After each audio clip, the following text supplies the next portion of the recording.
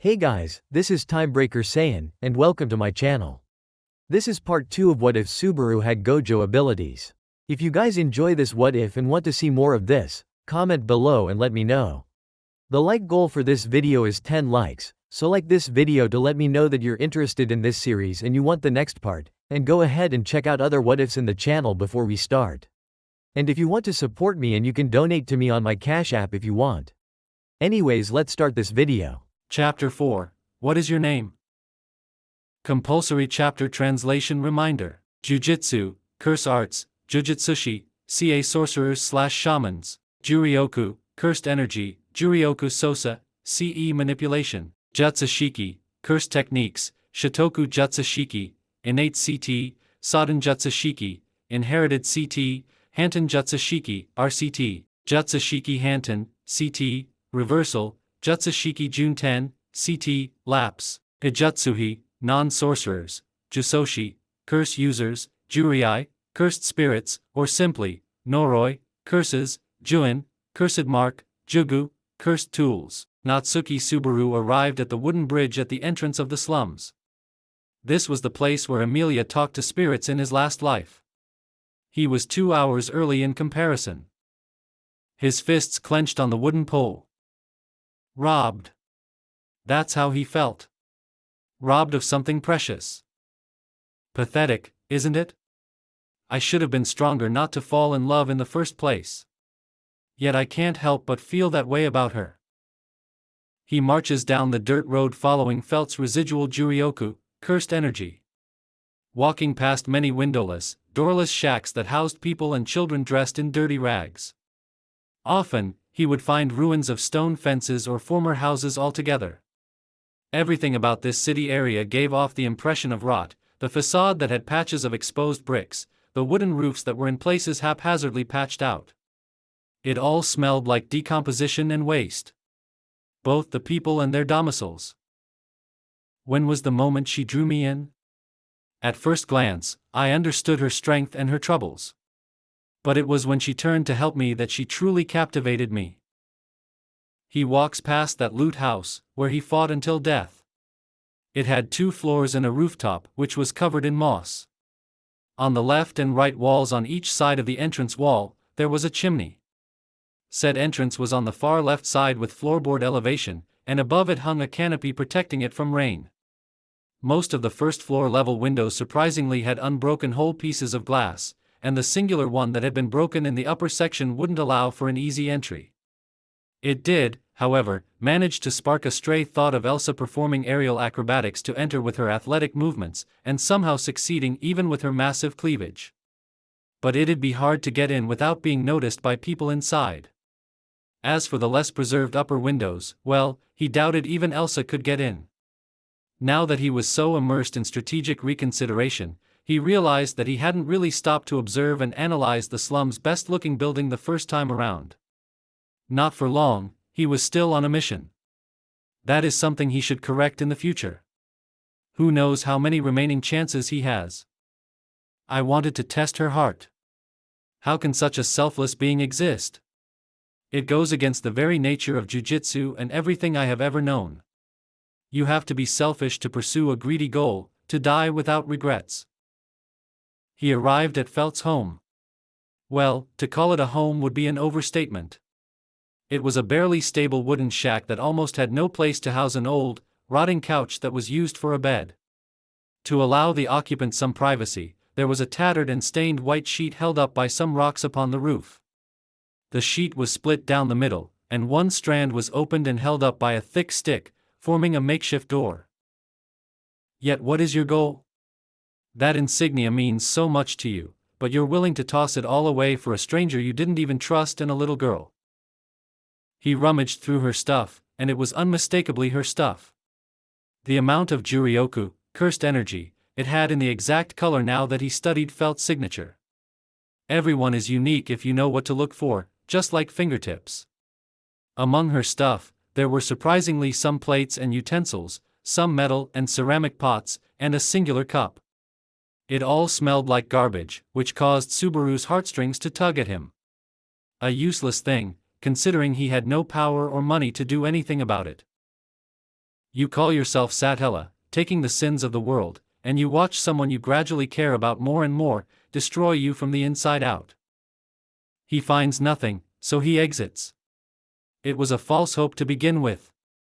Why would a thief be so careless as to just leave a presumably 10 holy coin worth jewelry lying around in the slums, just begging to be stolen? Is it sick that I love you even more because of that? Do I enjoy your anguish? The fact that you have been tormented by the entire world for most of your life? Am I really sadistic like that gut hunter? He finds a spot overlooking the street uphill, and he sits beneath a tree. It was an appa tree. He wasn't too sure if it truly was an appa tree. It certainly had the shape, but unless the fruits start growing, he won't find out. It was probably out of season right now, given that it's equivalent to January right now, and Subaru was none the wiser to the churn of the seasons or the current date. It had been summer in his old world, and in this world, seasons work a bit differently. Not as extreme certainly in terms of the temperature amplitude, and the weather is mostly determined and characterized by the location, not time. No, if anything, I want to make this world bow down before you for having the gall to oppose you. People walk by, and he looks at them aimlessly, dragging his thoughts, sometimes over-fixating on them, unless given a proper visual stimulus. Should you even want that? No, you definitely wouldn't. What drives you to such lengths? To be willing to destroy yourself if need be? Because the world decided to for no reason in particular? His fists clenched, but then the preacher was released. All kinds of emotions threatened to rampage through his being, but the bitterness and defeatism won out in the end. Why should I care anyway? It's not like you'll remember me. You have Reinhardt now. He will do a far greater job. His entire body became lifeless. It was hard enough to accept the facts, but then to go a step further and internalize the truth, it stung pretty bad. He is a better man in general. Kind-hearted. Accepting. Selfless. Strong. His breathing slowed. In all other circumstances, such candid words should take a meaning of admiration, of flattery, of appreciation, of camaraderie, of kindness, of understanding for someone you share a close bond with. Yet only Subaru could twist those words to have such a corroding quality to them. What do I have to offer? A promise that I'll get better? For how long would you have to wait for that to happen? How many tragedies would you endure? I have already caused more than I can ever hope to redeem myself. It is always hard to face oneself in the mirror. It's even harder when the mirror shows those around you, but with proper skin care and lighting. A bird flies past him. A symbol of a new life, ease, levity, and opportunity. In his state, it only served to mock him, to taunt him by saying, "Is this what you want?" And he rejected it with every fiber of his being. Is that what I desire? To redeem myself? To use you as a crutch for my previous failures? What, so I can forget that I murdered everybody I ever loved? A drunkard stumbles and forcibly and unwillingly kisses the ground, because gravity cares not for consent. There is no forgiveness nor special privileges. Just like gravity and death, that another within will cast inevitable judgment upon him at the end. That monster might have been the killer, but I was most definitely his blade. It cares not what the majority of the populace deem realistic, just, or fair.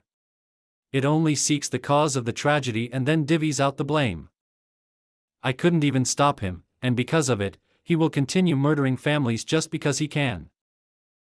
His gaze is fixated on a beggar mother and daughter bringing their daily haul. Jubilant with their loaf of bread and modest yet fresh ingredients. The mother's smile upon closer inspection is bittersweet. It's probably like that, isn't it? Sometimes even in misery, the family bond endures, and you are willing to do anything to preserve it. Selling all that you treasured and a bit more. To think some people would trample upon such beautiful and rare flowers. I hate him. I hate him. I hate him. I hate him. I hate me. His body twitched, and he gargled in pain. When everything is lost, when it falls to the ground, already ready to deteriorate and decompose. When the one who took advantage of the opportunity in Subaru's existence cut everything that Subaru had weakened by staying alive. Just who is left to blame? To punish? To seek retribution from? Should I just give up? Disappear? I bet even Reinhardt would forget me a few weeks from now. I mean, who wouldn't, when standing beside Emilia? A cloud blocks the sun, and the street becomes even bleaker now that it has lost its shine. His heart feels like throbbing out of his chest. That's right, in this timeline, Reinhardt is the only one who acknowledged Subaru's existence. But even that painting can lose saturation and fade away. After that, Subaru will finally be all alone again. This is what I have to sacrifice for her own good. It is for the best, after all, she should gain some providence from the world. A child in tatters runs down the street joyfully, its innocence still intact despite all odds. Hopefully, it will find a more proper company to keep them away from falling like the rest. If I give up on my feelings toward Emilia, what else do I want? I am back at square one near the Appa guy. I will scrape by with this change I haven't rightfully deserved. As he says that he feels up the leather pouch from his false act of heroism. He should have refused the gift, that was probably the granny's several months, perhaps even yearly savings she was going to use for her grandchild's future. Subaru has taken it like a greedy beast, because he was weak and was desperately trying to cling to life and hope. Perhaps if he knew the amount she was giving, he would have refused. He would, without a doubt, refrain from it. But even if he knew the exchange rate and the currency value, to take a scrutinizing look at a gift was the height of ill-mannered barbarity, no matter the culture or time period. He should have just refused. As he inspected those memories, he heard a loud commotion in the distance, probably a bar fight. I will go homeless and try to make a pitiful living by fighting. Fighting is all he lived for, and ironically, once you lay down all the facts, he wasn't even good at it. In his previous world or the next. Just how many times can he falter, fall, fail, before enough is enough? There is a limit even to arrogance in foolishness. Let's face it. I am nobody. I can't become the strongest. That title belongs to Oni-sama. An apple falls down from some poor lady's basket, and she goes to pick it up and clean it with her poorly patched dress. Just like her, Subaru, even in this wretched state, selfishly and greedily reached out for scraps of opportunity, power, and connections. And yet, I want it so bad. I want it all. I want people to admire me. I want to save Felt and Rom. I want to fist bump Reinhardt again. I want her to admire me too. And I want Oni-sama to be proud. The passed out fallen drunk from before wakes up, groggily crawling toward an unknown destination. So I'll challenge fate with all I've got. One final time to determine where I truly belong. And if I win, I'll simply take it all. Because I can. The sky cleared up and sunshine illuminated what he had been waiting for, as Felt was walking to her home. Time to test my mettle. He approaches her garbage pile, which was clumsily masqueraded as a shelter. Raising his arm in greeting, he uses his laid-back, joyful tone, "Yo. Felt-san. The name is Natsuki Subaru." Frowning in suspicion, she cautiously eyes the tall boy. "I don't believe we've met." He snaps his fingers and the gesture transitions to point at her. "No, we haven't, but I know some interesting details about today's heist." "Oh, I see. You have come seeking trouble, didn't you?" She unsheathes her blade. He raises his hands in surrender at her feisty attitude. "Nah, I'm willing to trade with you. As well as give you some information about your employer." There is no way such a weak front was going to convince her. She has spent all her cognitive years on these streets, she knows all the tricks in the book. So what if he knew her name and the terms of the job commission? The information he was offering was just a mind trick to entice her into dropping her guard. You can't outswindle a child born to be a thief, humph. And what do you hope to offer? He reaches into his pocket, taking out his phone and typing on it, "This Mattia." It's a magical device that can capture a moment in time and store it, like this. The phone made a whooshing sound and blitzed a flash. Whoa, so bright. Felt rubbed her eyes at the unexpected assault on her retinas. See? Looking at the phone he presented, she noticed the disheveled hair of a blonde, red-eyed girl with a fanged tooth. What the hell? It looks similar, but I know I am way cuter. Perhaps the dark glasses punk wasn't full of crap after all. Sure thing, pipsqueak. Subaru oozes with sarcasm at the warped amount of vanity the girl had for her face. Who are you dash, grr? Felt stifles her anger, and changes for begrudging but opportunistic interest, and what will that Mattia offer on the market? I have confirmed on the market, no less than 20 holy coins, but with your negotiating skills, I bet you can squeeze even more. Puffing up her chest at the compliment, hee. Nizen has a good eye, it seems. She reaches for it with mischievous intentions. Subaru retracts his hand quickly, swinging his index finger of his other hand. Not before we confirm the authenticity of it with Ramji, you trust him the best after all. Slightly shaken, not because she has been caught trying to earn some extra 20 holy coins combined with her insignia, but it was the context of his offer that surprised her. She carefully adds, Hey Nii-san, how do you know so much? It was a sort of public secret that her grandpa Ram looked after her from time to time. But there was something in his attitude that just generated unnerving confidence, as if he were privy to some very personal truths. Of course, there is a chance more people know, but to actually dare say it in such a manner. All shall be revealed in the loot house, follow me. Turning his back on her, only with a hand gesture to follow, not even making sure she was following, he stormed off. They hurriedly walked to the loot house. Subaru didn't particularly walk fast, but his long strides meant that Felt had to put in a bit of backbone to keep up. As a consequence of the hastened steps provoking the increase in her heartbeat, combined with the contemplative silence of this mysterious teen in a strange yet tidy uniform, it unleashed all restraints to her increasingly worried and cautious imagination. Subaru knocks on the door, for a rat, poison. For a whale, harpoon. For our noble dragon, we are shitbags. It was a sort of public secret that her grandpa Ram looked after her from time to time.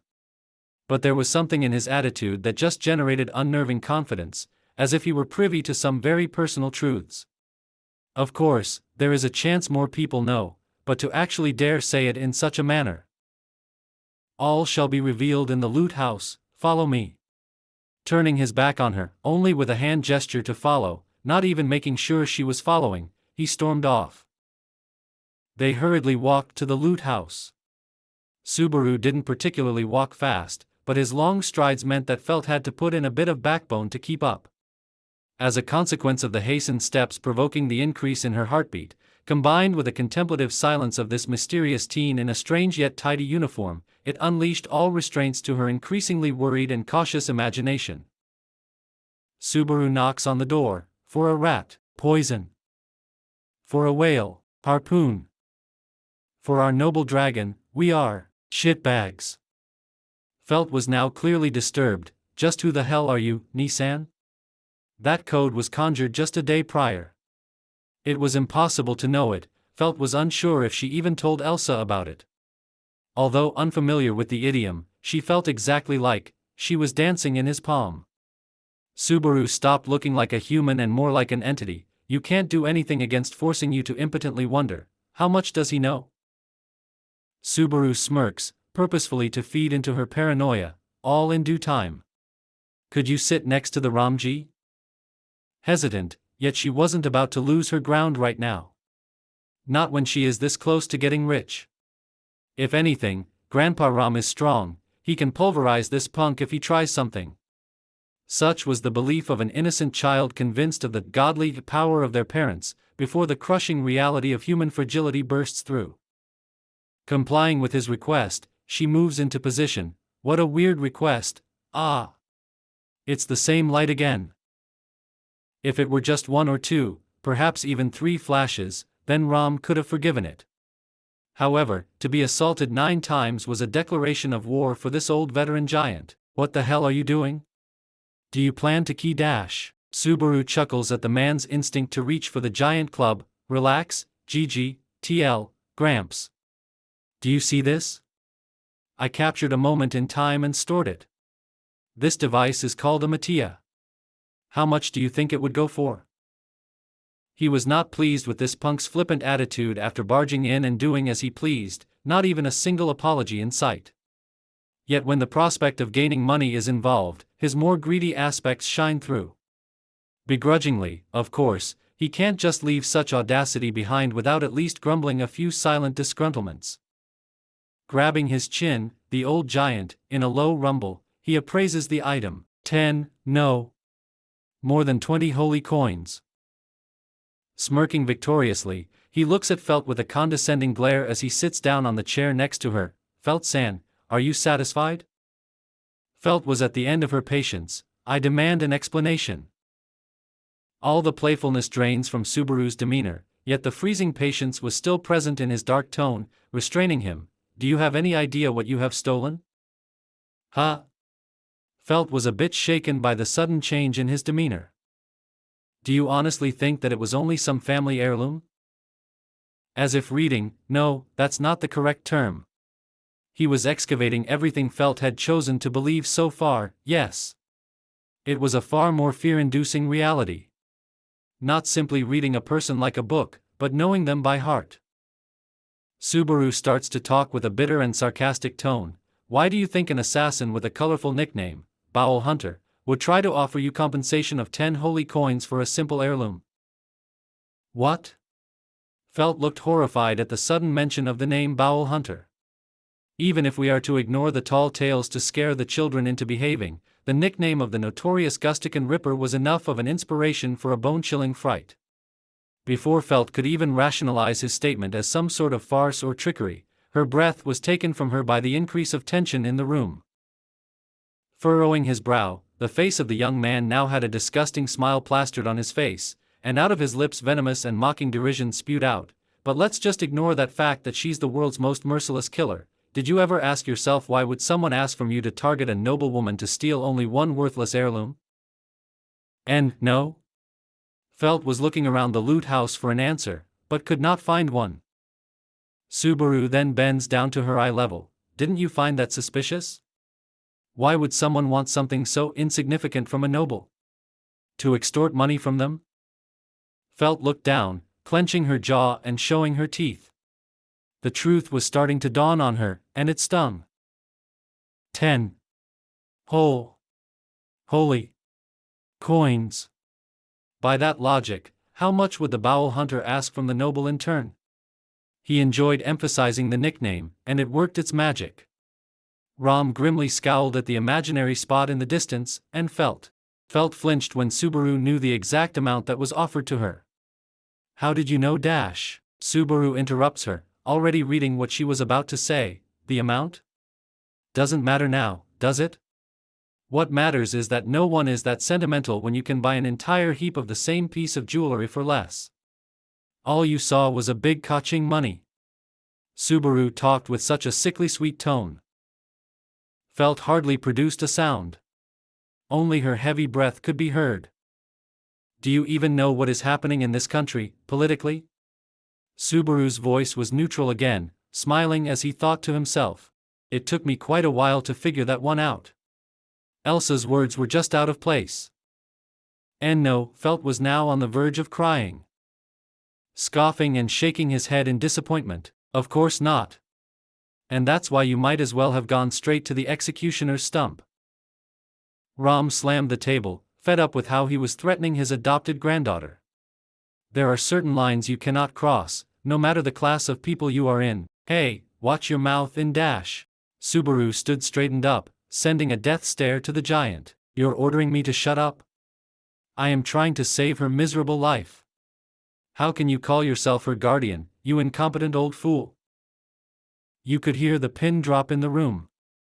Although Rom wanted to protest, he couldn't deny the utter conviction in the young man's blue eyes. Those were the eyes of someone willing to sink his teeth into anyone daring to attack his home. The Jujutsushi in a dark blue uniform adjusts his glasses, fixes his uniform, and sits back down on his chair. Now this is what is going to happen. She will take this Mattia, and you both are going to leave this place. You'll head to the bridge on the southern entrance to the slums, where you'll find a red-haired knight, and Felt will show him the insignia. Subaru pauses, looking at them, making sure that they got it. Then, like a hawk, he glares at the little girl. He will lead you to the girl you stole from, and you will apologize for being stupid. Felt bowed her head lower, and although he didn't show it, this action satisfied Subaru enough to take a deep breath and relax his posture. You will take a 3-day trip outside the city, wherever you desire, and then you'll be free to go wherever you want. And you'll be compensated for any damages done to your property. Until now, Ram let the loud-mouthed youth run his mouth because he had no intention of ever entrusting his small fortune, a poor man's life savings, in the form of his loot house to a brat. He was no fool. What if this was all a ploy to steal his stuff? However, that last sentence and the way it was said. Ensuring the compensation of property was a game-changer concept. Ram could take advantage of that for a few gold coins, even if nothing ends up damaged or stolen. Why go through such trouble, young man?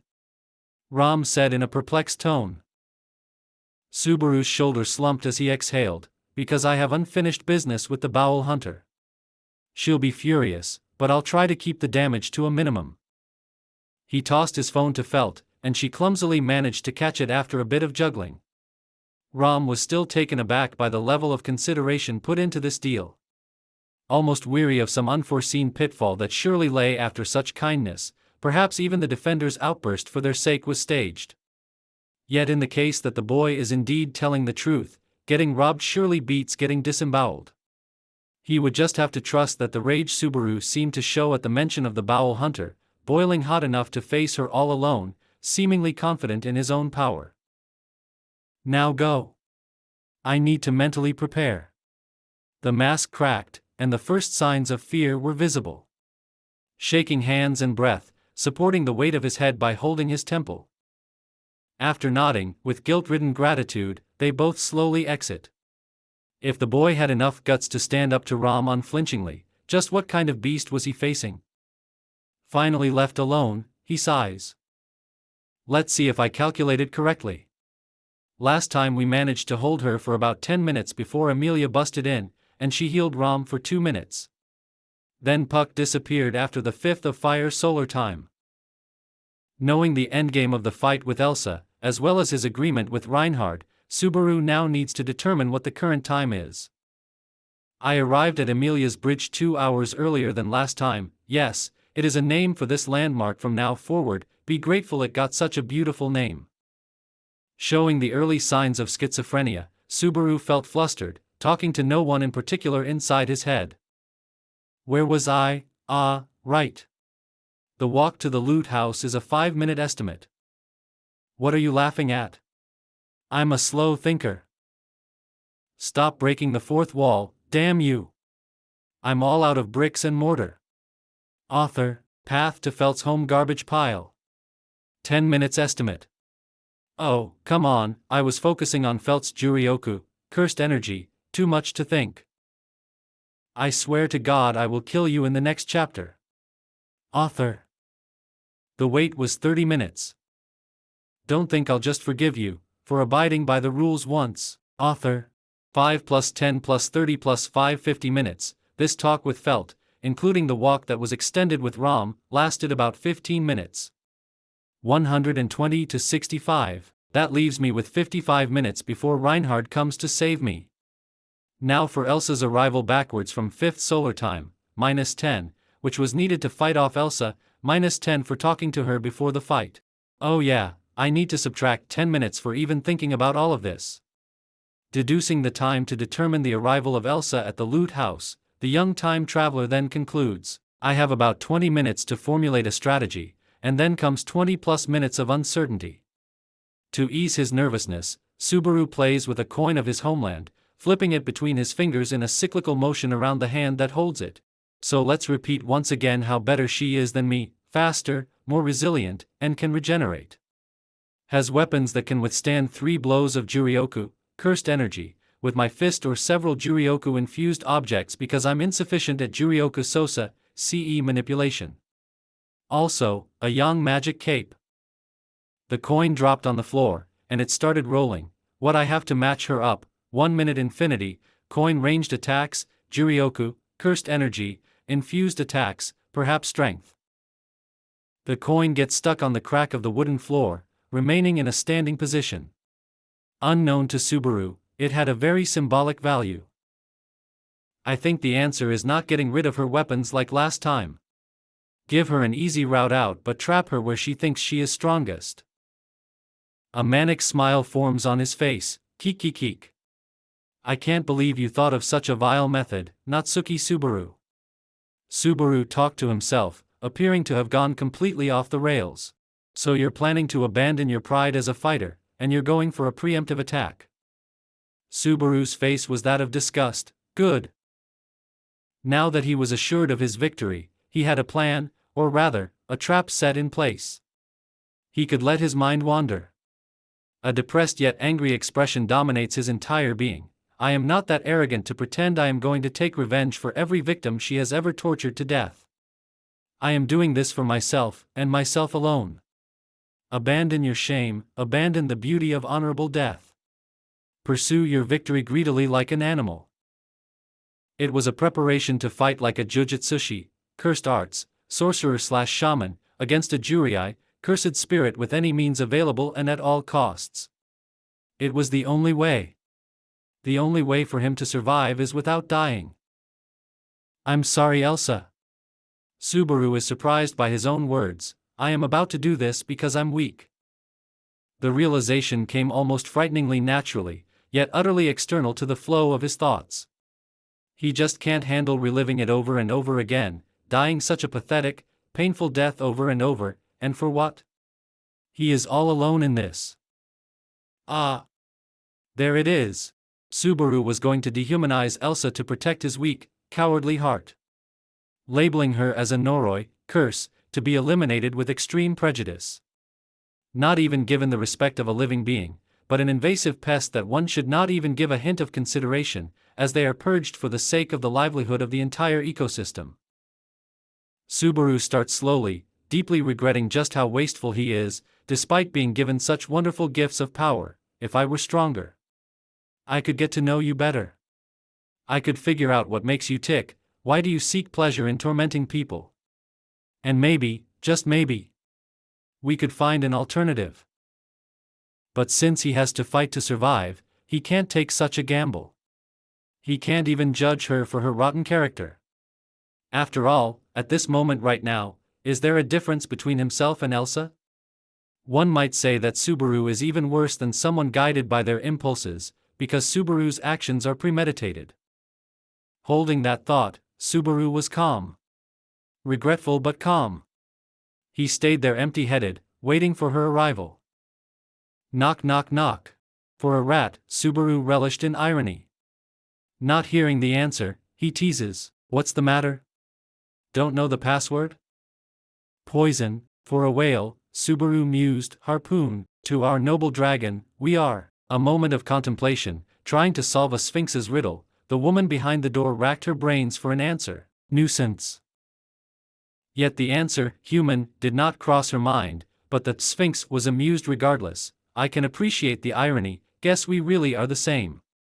Subaru starts walking behind the counter. You got 2 out of 3, please enter Elsa-san. Having to open a door for herself left a bit of a bitter taste in her mouth, yet that didn't stop her from taking in the atmosphere. This is quite an unexpected turn of events. Glancing around the room, Elsa noticed the concerning lack of occupants who were supposed to attend their agreed-upon meetup. And a very misplaced young man in an unfamiliar yet obviously more sophisticated and higher-class clothing than a peasant's or a merchant's garb. Please take a seat, would you like a drink? He offered her an empty chair with his open arm, with such welcoming, gentle motions. I don't drink alcohol at work. It was a little white lie. Depending on the occasion, Elsa could indulge in a bit of refined taste and pleasure. Not that it would have any effect on her, given her constitution. Furthermore, Elsa doubted anything here could satisfy her, or at least appetize her for the main dish right in front of her. Of course, I should have guessed from your professional aura. Well, the only other thing I can offer for the hospitality from the previous owner is a glass of milk. However, would not recommend it. A wry smile involuntarily spread across his face. The diluted milk with a questionable expiry date really was a stuff of nightmares. Even a monster like Elsa didn't deserve to be treated with such contempt. It came as a surprise when, in a low, seductive tone, "No matter. Milk is fine. Elsa's mouth curled into a smile, purposely playing her words to sound like a dirty joke. Rolling his eyes at her insinuation, he was a bit perturbed by her willingness to ignore, and it filled him with pity. No. If anything, she had it long coming, acting all bratty and self-centered like that all the time, right away. He pours a drink and walks behind the counter, slowly and elegantly reaching her table and placing her cup with care. Elsa watched his movement with glee. "Say, boy, you seem to know me, but I didn't catch your name." "My, how rude of me." Subaru bows apologetically. "My name is Natsuki Subaru, I'll be your caretaker for the night, please ask me anything you would like." Elsa's smile was nothing but genuine. As if presented with a toy she always wanted, but never got.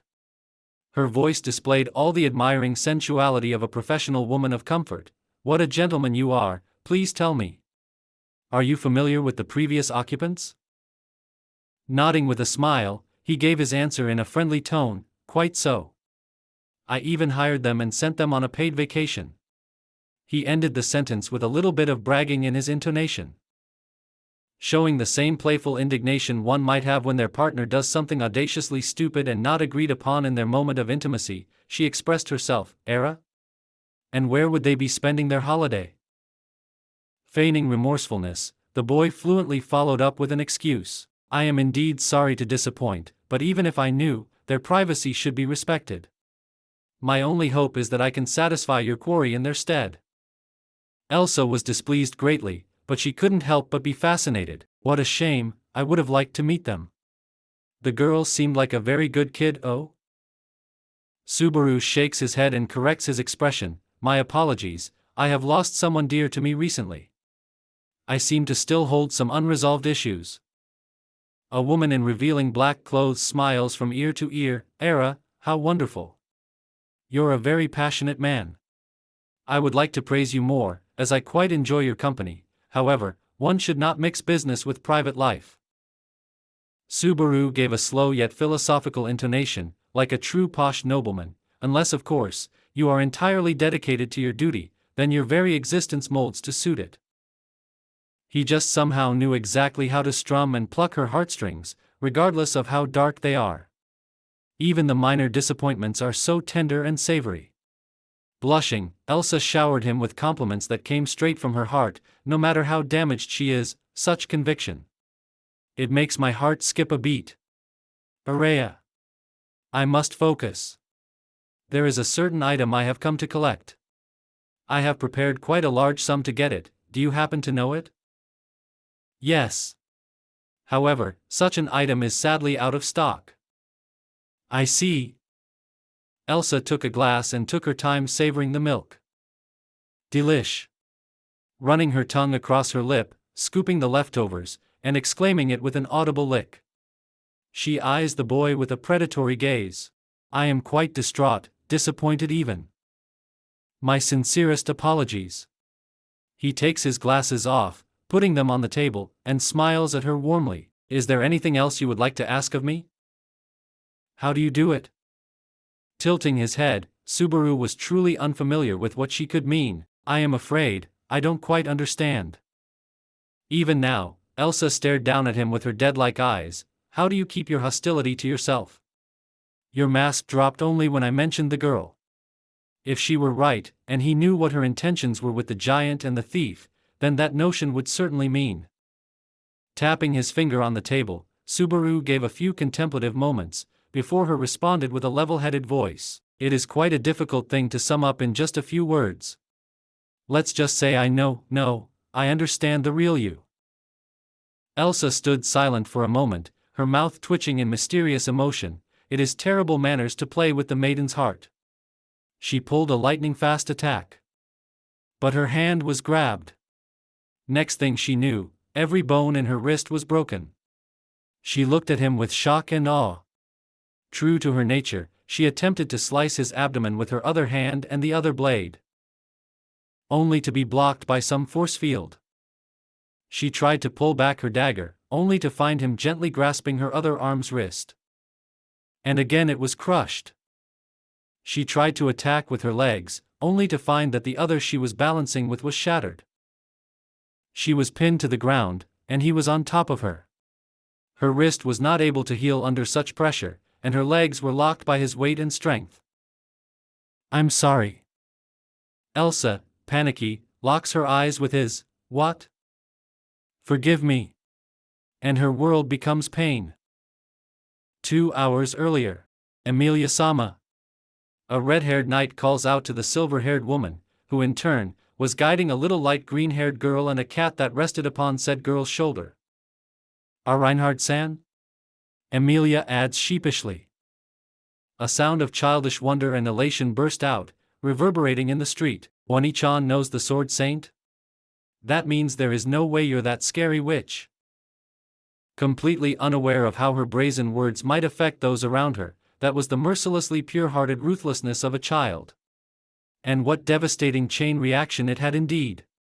It even had different causes and effects for each offended party. Emilia was mostly concerned about not drawing attention to herself, because she knew what unwanted attention could bring her. If she could choose, then she would forego being recognized by physical similarities altogether. Reinhardt, while empathetic to Emilia's troubling situation and in tune with her emotional state out of sympathy, had different dark thoughts invading his mental peace. Even amongst most of the children, Reinhardt was recognized by his title first and his name second, or the name was entirely left out. At least the small girl still admired him for his heroic reputation instead of fearing him as a monster of uncontrollable power. Once these types of thoughts nestle inside the Sword Saint's mind, it is only a matter of time before they escalate to the pinnacle of melancholy. And the absolute defeatist thought, as a consequence of this storm of ideas, was, of course, wondering how long it would take before she, too, outgrows her innocence and sees him for who he truly is. A sword that can only cut and destroy. But today was different. Instead of wallowing in self-pity, something begins to change in the hero of Lagunica. After all, he met only two people he was sure to be incapable of addressing him as anything other than Reinhardt. For Emilia's case, he appreciated how, despite being acquainted with his repertoire of skills, she genuinely tried to become friends with anyone. Perhaps there was a feeling of camaraderie that bloomed inside the knight in his informal white and purple clothing. The same wishes they shared were halted by their appearances. A witch and sword saint can never obtain friends. And of course, there was a strange otherworlder who was completely ignorant of this new world he found himself in. Completely untouched by the world's history, beliefs, customs, and general opinions, he was the first one to approach Reinhardt for his face value. Aware of his power, yet bearing a gift of his own, determined to one day reach the hero and challenge the pinnacle of swordsmanship. Reinhardt didn't dislike the idea of having an equal. Sharing the title and burden of the strongest with someone like Subaru. "I am sorry, Subaru.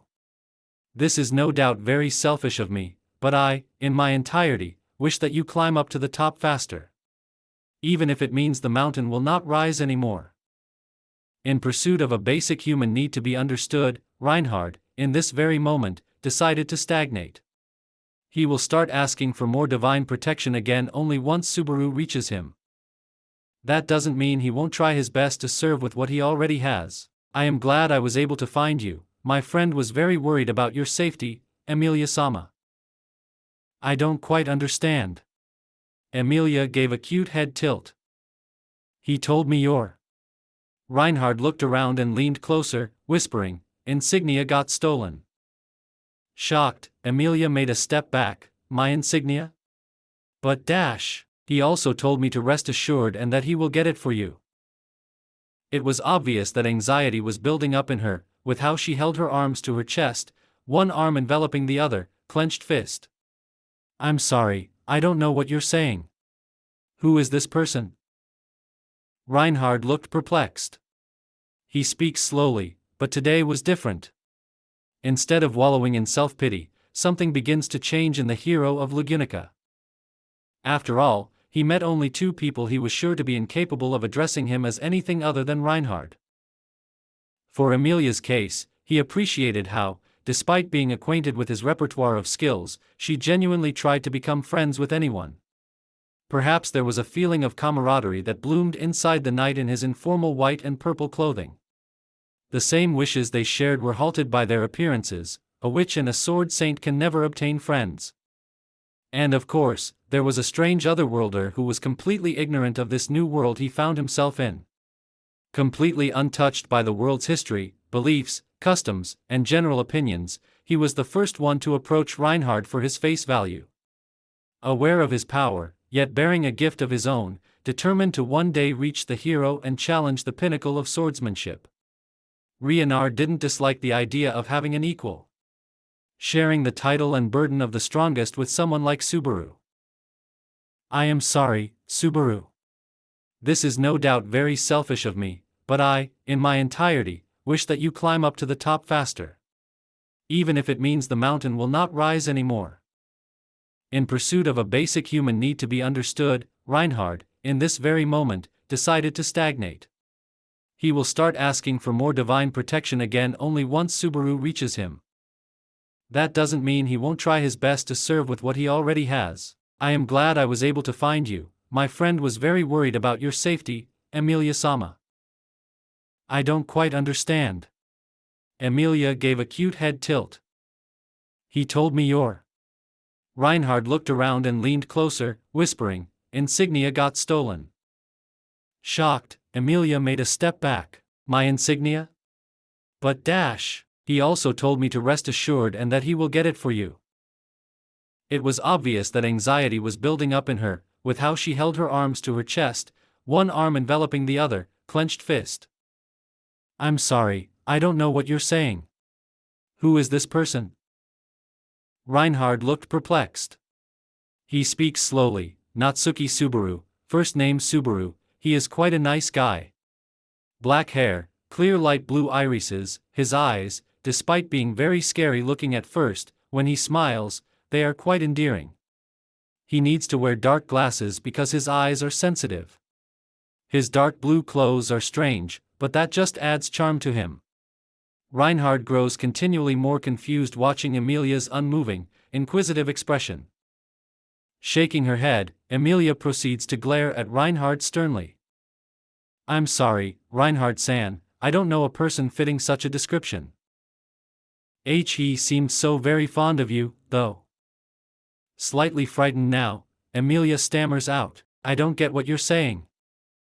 Reinhardt remembers something from his talk with Subaru.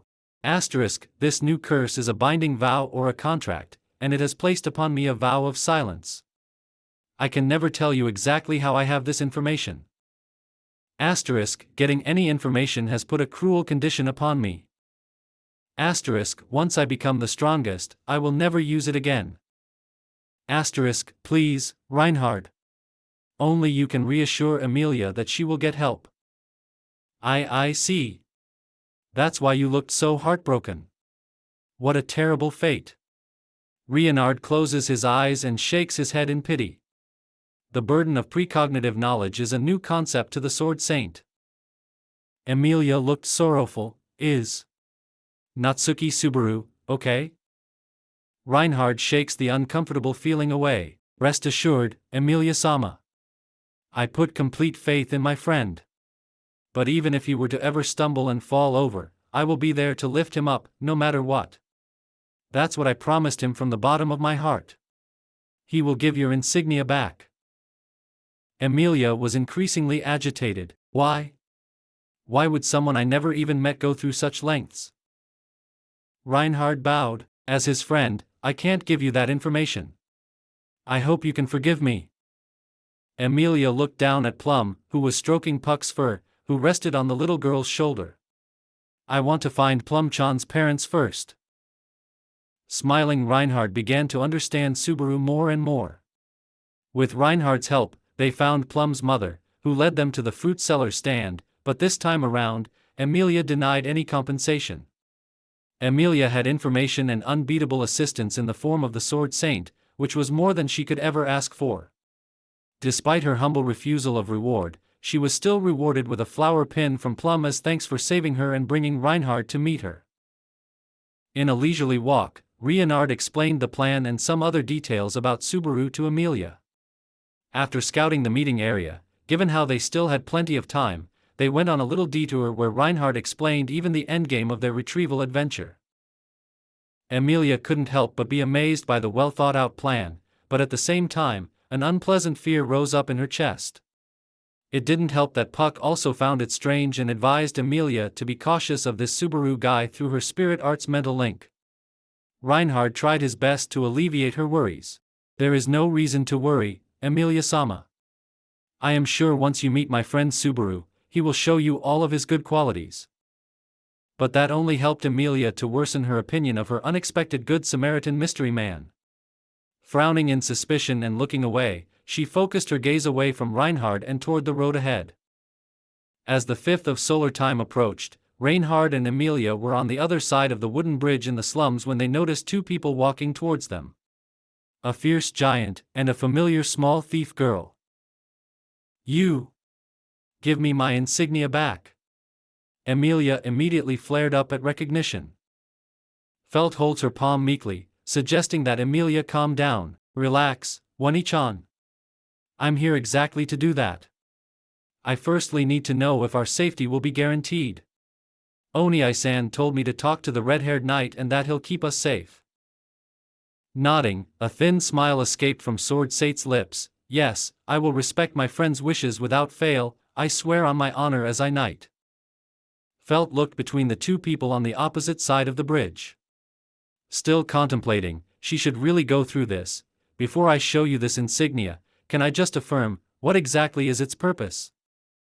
Emilia was frustrated. "It is a dragon jewel that allows candidacy for royal selection." So? It really was a political matter. How could I be so naive? Felt looked away with teary eyes. She crossed the bridge and showed the insignia to Reinhardt. Noticing the subtle red glow, Sword Saint's eyes widened. "What is your name?" "Felt." "How old are you? What's your family name?" "I don't have anything fancy like a family name. I'm about 15, I think. I don't know my birthday." Seeing this willingness to cooperate as his golden ticket, Reinhardt had no incentive for rash decisions. "I see. It is with great pleasure that I invite you and your guardian to Astria Manor. There is something important I would like to discuss there." Ram narrows his brows at the knight's eagerness. "That sounds ominous. What exactly do you plan to discuss with my granddaughter?" Reinhardt put his right arm on his heart and bowed respectfully. "I assure you, sir, nothing bad can come from it. In fact, it will be beneficial to you both and the entire kingdom of Lugnica." Ram scoffs at Reinhardt's eloquent proposition and declaration. "Whatever, weird knight." Emilia was getting impatient. "So, does that mean I can finally have my insignia back?" Felt offers the ornament with an open hand. "Of course, sorry, Nechan, next time put it somewhere safer where it can't be swiped." Emilia swipes the accessory with gusto as if she were afraid of any more tricks. "You shouldn't steal in the first place." Felt dismisses the notion and holds both her hands behind her head. "If you don't want to starve in a place like this, it's either that or my body. Obviously, I'd choose to steal and fight my way out of this shithole." Reinhardt's gaze darkens. Such a young girl shouldn't have been put in a situation like that. It was obvious that the current state of government was failing these people, as the percentage of poverty, starvation, and unemployment ran deeper than the war-torn state 50 years ago. But he shrugged such rebellious thoughts off. It wasn't a job of a single-purpose monster like him to question the heavy management decisions and sacrifices that weighed upon the shoulders of nobility. He remembers another thing Subaru said to him, people who are in a difficult situation, forced to cause mischief. Subaru really has a 1 in a million heart of gold. Reinhardt truly was glad of his fortune, and it showed. The brightest of nights was even more glowing with happiness. that's because good friends are hard to find. Still, as much as he would like to bask in this friendship-fueled high, he had to embrace his anxiousness for the well-being of such a good friend. If he wasted the time right now, considering Subaru's current power level. The Sword Saint was determined to accelerate the plan. Come now, let's get you all to safety first. Quickly, I have a promise to keep up. I want to go with you. Emilia exclaims. Raising a hand to stop her, Reinhardt, knowing what his friend would desire, tried his best to dissuade her. I promised Natsuki Subaru to keep you safe. Well, you'll just have to keep me safe right beside you. Finding a loophole like a naughty child trying to escape their corner time, her desires to properly confront her benefactor, outweighing all rationality, was a half-elf girl named Emilia. Whether to thank them or to question them with apprehensive prejudice wasn't even known to the girl herself. And just like that, they were walking toward the carriages in relative silence and occasional chatter. Despite Reinhardt's apprehension about letting Emilia accompany him, he resigned himself to more work and responsibilities. The worst part about it is that Reinhardt couldn't at all refute her logic. Impossibly difficult, all the while, Reinhardt had never experienced these types of mind games. All his life, he was ordered around with mechanical strictness and unbendable rules. And today, he had the privilege of experiencing two people desperately molding their direct orders that were imposed onto them by natural order and higher authority enforced by insurmountable strength. You know, you remind me of him quite a lot. It was not just the rebelliousness and stubbornness to pursue what they deemed to be the correct path, but their general attitude of putting the well-being of others above themselves. Treating everyone as equals and not according to appearance, titles, wealth, or status. Perhaps even something much deeper, perhaps their childhood history reflects each other quite well, too. Emilia is unsure how to feel, being compared with someone she didn't know. Not to mention how her increasing worry made her seriously doubt the good intentions of the man made from mystery. To be associated with such an alarming person. Could Reinhardt also have been fooled into doing this Subaru guy's bidding? Reinhardt, I don't know if I heard it correctly earlier. Didn't you say that you only met this morning? Emilia, despite her rising hostility, decided to use a more diplomatic tone. It was a strange thing to ask, but Reinhardt thought nothing of it. Yes, what about it? And you have already become friends? It was incomprehensible to Emilia.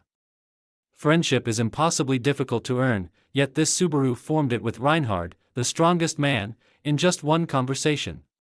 It was weird. It was suspicious. This Subaru is definitely doing something nefarious. Reinhardt, for the first time in a while, felt a need to express himself, even as something so simple as rubbing his chin. It's sort of hard to explain. He just seems approachable and entertaining. Also, I can relate to him quite a lot. A Sword Saint can relate to him? How? Does he have some unreasonably unbeatable power? Speaking of power, how did he plan all of this out? He even convinced the thief to give me my insignia back, by her own stickability. Felt couldn't fight the urge to laugh herself off. Who even says stickability in this day and age, Nachon? I am being serious here, isn't it mind-boggling? Stop with the phrases fa ha ha ha ha. Felt hugged her stomach as the laughter started to hurt, even Rom exhaled in amusement. The Sword Saint merely shook his head sympathetically. He most definitely didn't curve his mouth into a smile. You are all imagining it. Emilia pouted. She knew even if she tried to voice her indignation, she would only make it worse. I'll stop. Sirius Felt is back in control again. Finally regaining her composure, the blonde tried to sound professional. Nissan is a pretty weird guy. If I had to put my finger on it. Felt crossed her arms and closed her eyes in contemplation. Please, if you know anything, I'd like to know. Emilia pleaded with her. He knows too much. Yeah, there is no way around it. From the details of my heist, to the intentions of my employer, to the unexpected political importance of the stolen item. He even knew the secret passcode between me and Ramji. Felt swung her head from side to side as she made each point. Passcode? Surprisingly, Ram was the one to explain in an unfocused tone, trying to rationalize this oddity within himself too, a silly little 3-question-in-a-row riddle that I thought of yesterday evening. It was supposed to help me figure out if the person I opened the door for at the loot house is to be trusted or not. So far, I've only told Felt about it. The entire group, including the Sword Saint, was left to contemplate this anomalous oddness created by Subaru's proactiveness. They escorted the girl to the hired ground dragon wagon, and they were sent off with Reinhardt's entry allowing insignia to the estate. "Let us head on," Reinhardt said while his anxiety was barely noticeable in his voice. Emilia nods. Reinhardt and Emilia hastily retreat to the previous meeting area. They venture deeply into the slums, but they are soon disoriented. He said the loot house, but there is none in the area. Damn it, Reinhardt. You can't fail him now. He cussed the last part silently, which was quite a useless notion, given Emilia's enhanced hearing. I can talk to lesser spirits to guide me. She upheld her suggestion, and Reinhardt began to understand Subaru even more. Emilia is special, with so many lights created by the luminous bodies of lesser spirits, her spirit arts must be extraordinary. Because of Reinhardt's special mana-absorbing aura, he didn't have much chance to interact with the spirits, as it greatly weakens them. But should Reinhardt ever be harmed, unlikely as it is, many spirits would rush in to heal him regardless of the dangers it might pose to their safety. Reinhardt, of course, promised himself to work harder in order to prevent such heart-shredding, tragic play. With that thought, Reinhardt gradually drifted off into his memories. A memory of Subaru throwing up, having a mental breakdown. Then, rising from despair and even thanking him.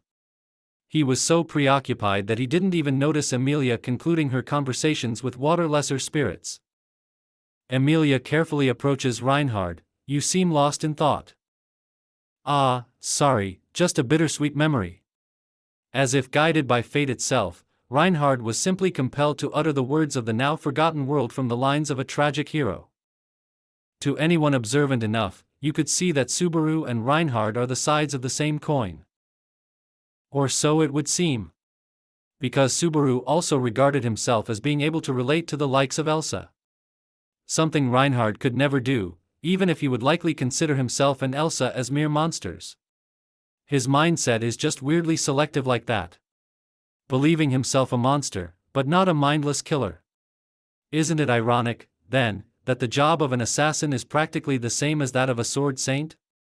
Sword saint is just one order away from removing anyone that the nobles dislike.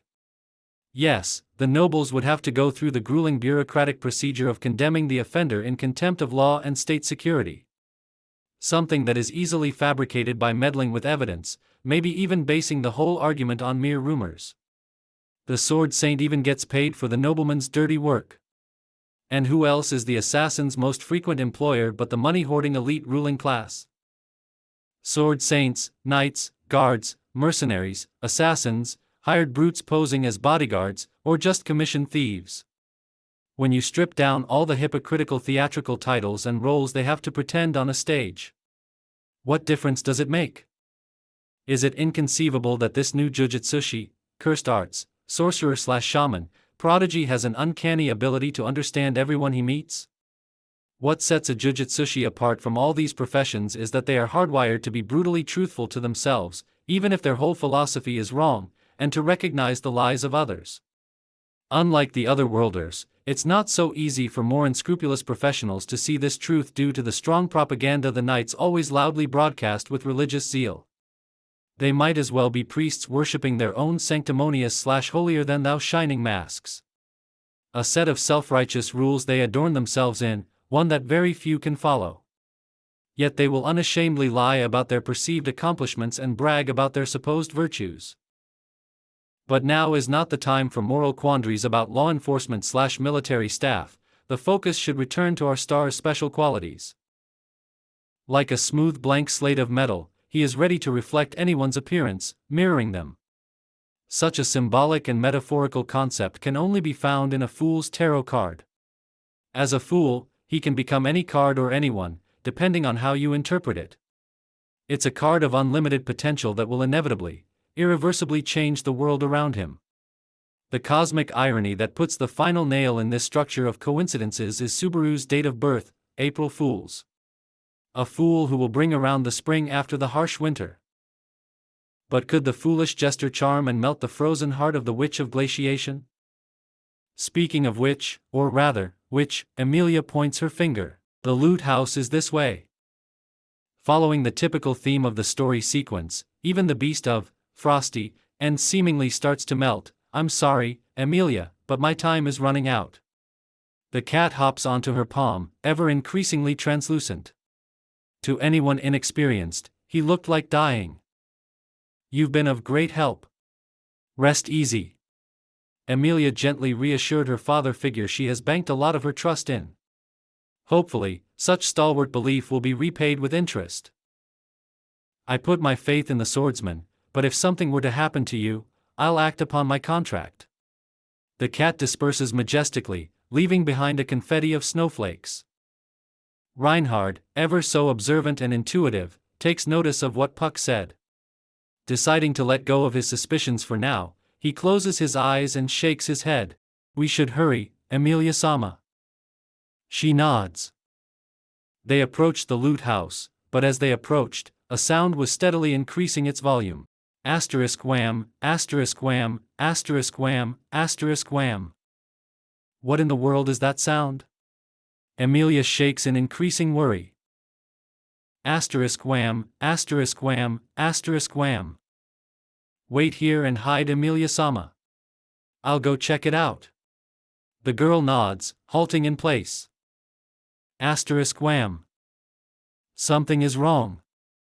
Asterisk wham. They were both tensing up. Asterisk wham. Reinhardt reaches the door, his hands shaking. Asterisk wham. A quiet male voice can be heard. Asterisk wham. Reinhardt opens the door. Asterisk wham. I'm sorry. A raspy voice says. Reinhardt looks at the floor, which was wet with blood. Asterisk wham. I'm sorry. Reinhardt slowly lifts his head up as he sees Subaru arching back.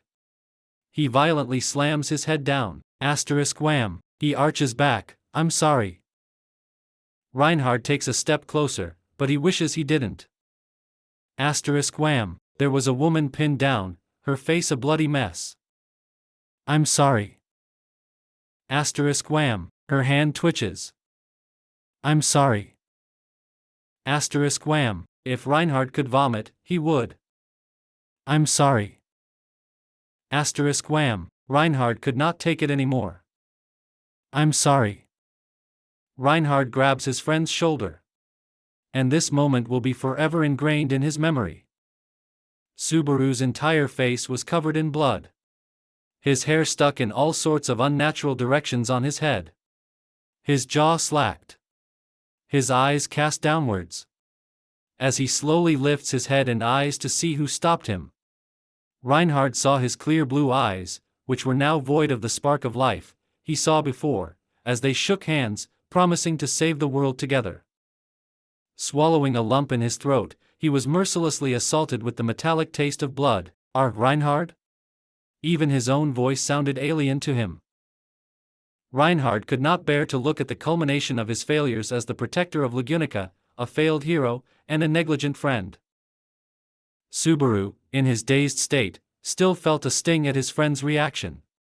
That bitter shape of his Juryoku, cursed energy, spoke volumes to Subaru, but he didn't want to assume anything from his friend. Tentatively, he waits for Reinhardt's response, and Reinhardt responds in a trembling voice, Is she dead? I don't know. I stopped using Juryoku, cursed energy, a while ago. I just needed to make sure she didn't hurt anybody. He pleaded for Reinhardt to understand. He had to understand that Subaru had no other choice. I know it's not honorable, but... Why? Why are you looking at me like that? Why is your Juryo-ku, your emotions looking down on me so coldly like that? Reinhardt checks her pulse. She was still among the living. He exhaled a sigh of relief. You didn't kill her. I'll take her to the prison. You can rest easy now. Subaru didn't respond. He just sat there for a while, looking at his friend's Juryoku. Seeing that Reinhardt was hardly letting go of the color he did not like, Subaru was left to confront himself. It was his fault again, wasn't it? No. No, he can't bear it. The only thing he can do is run, and perhaps he can outrun his mistakes and himself. He clumsily stood up. Steps were unstable and shaky, but he somehow willed himself to exit through the door. Staring into the sunset in many colors of the sky.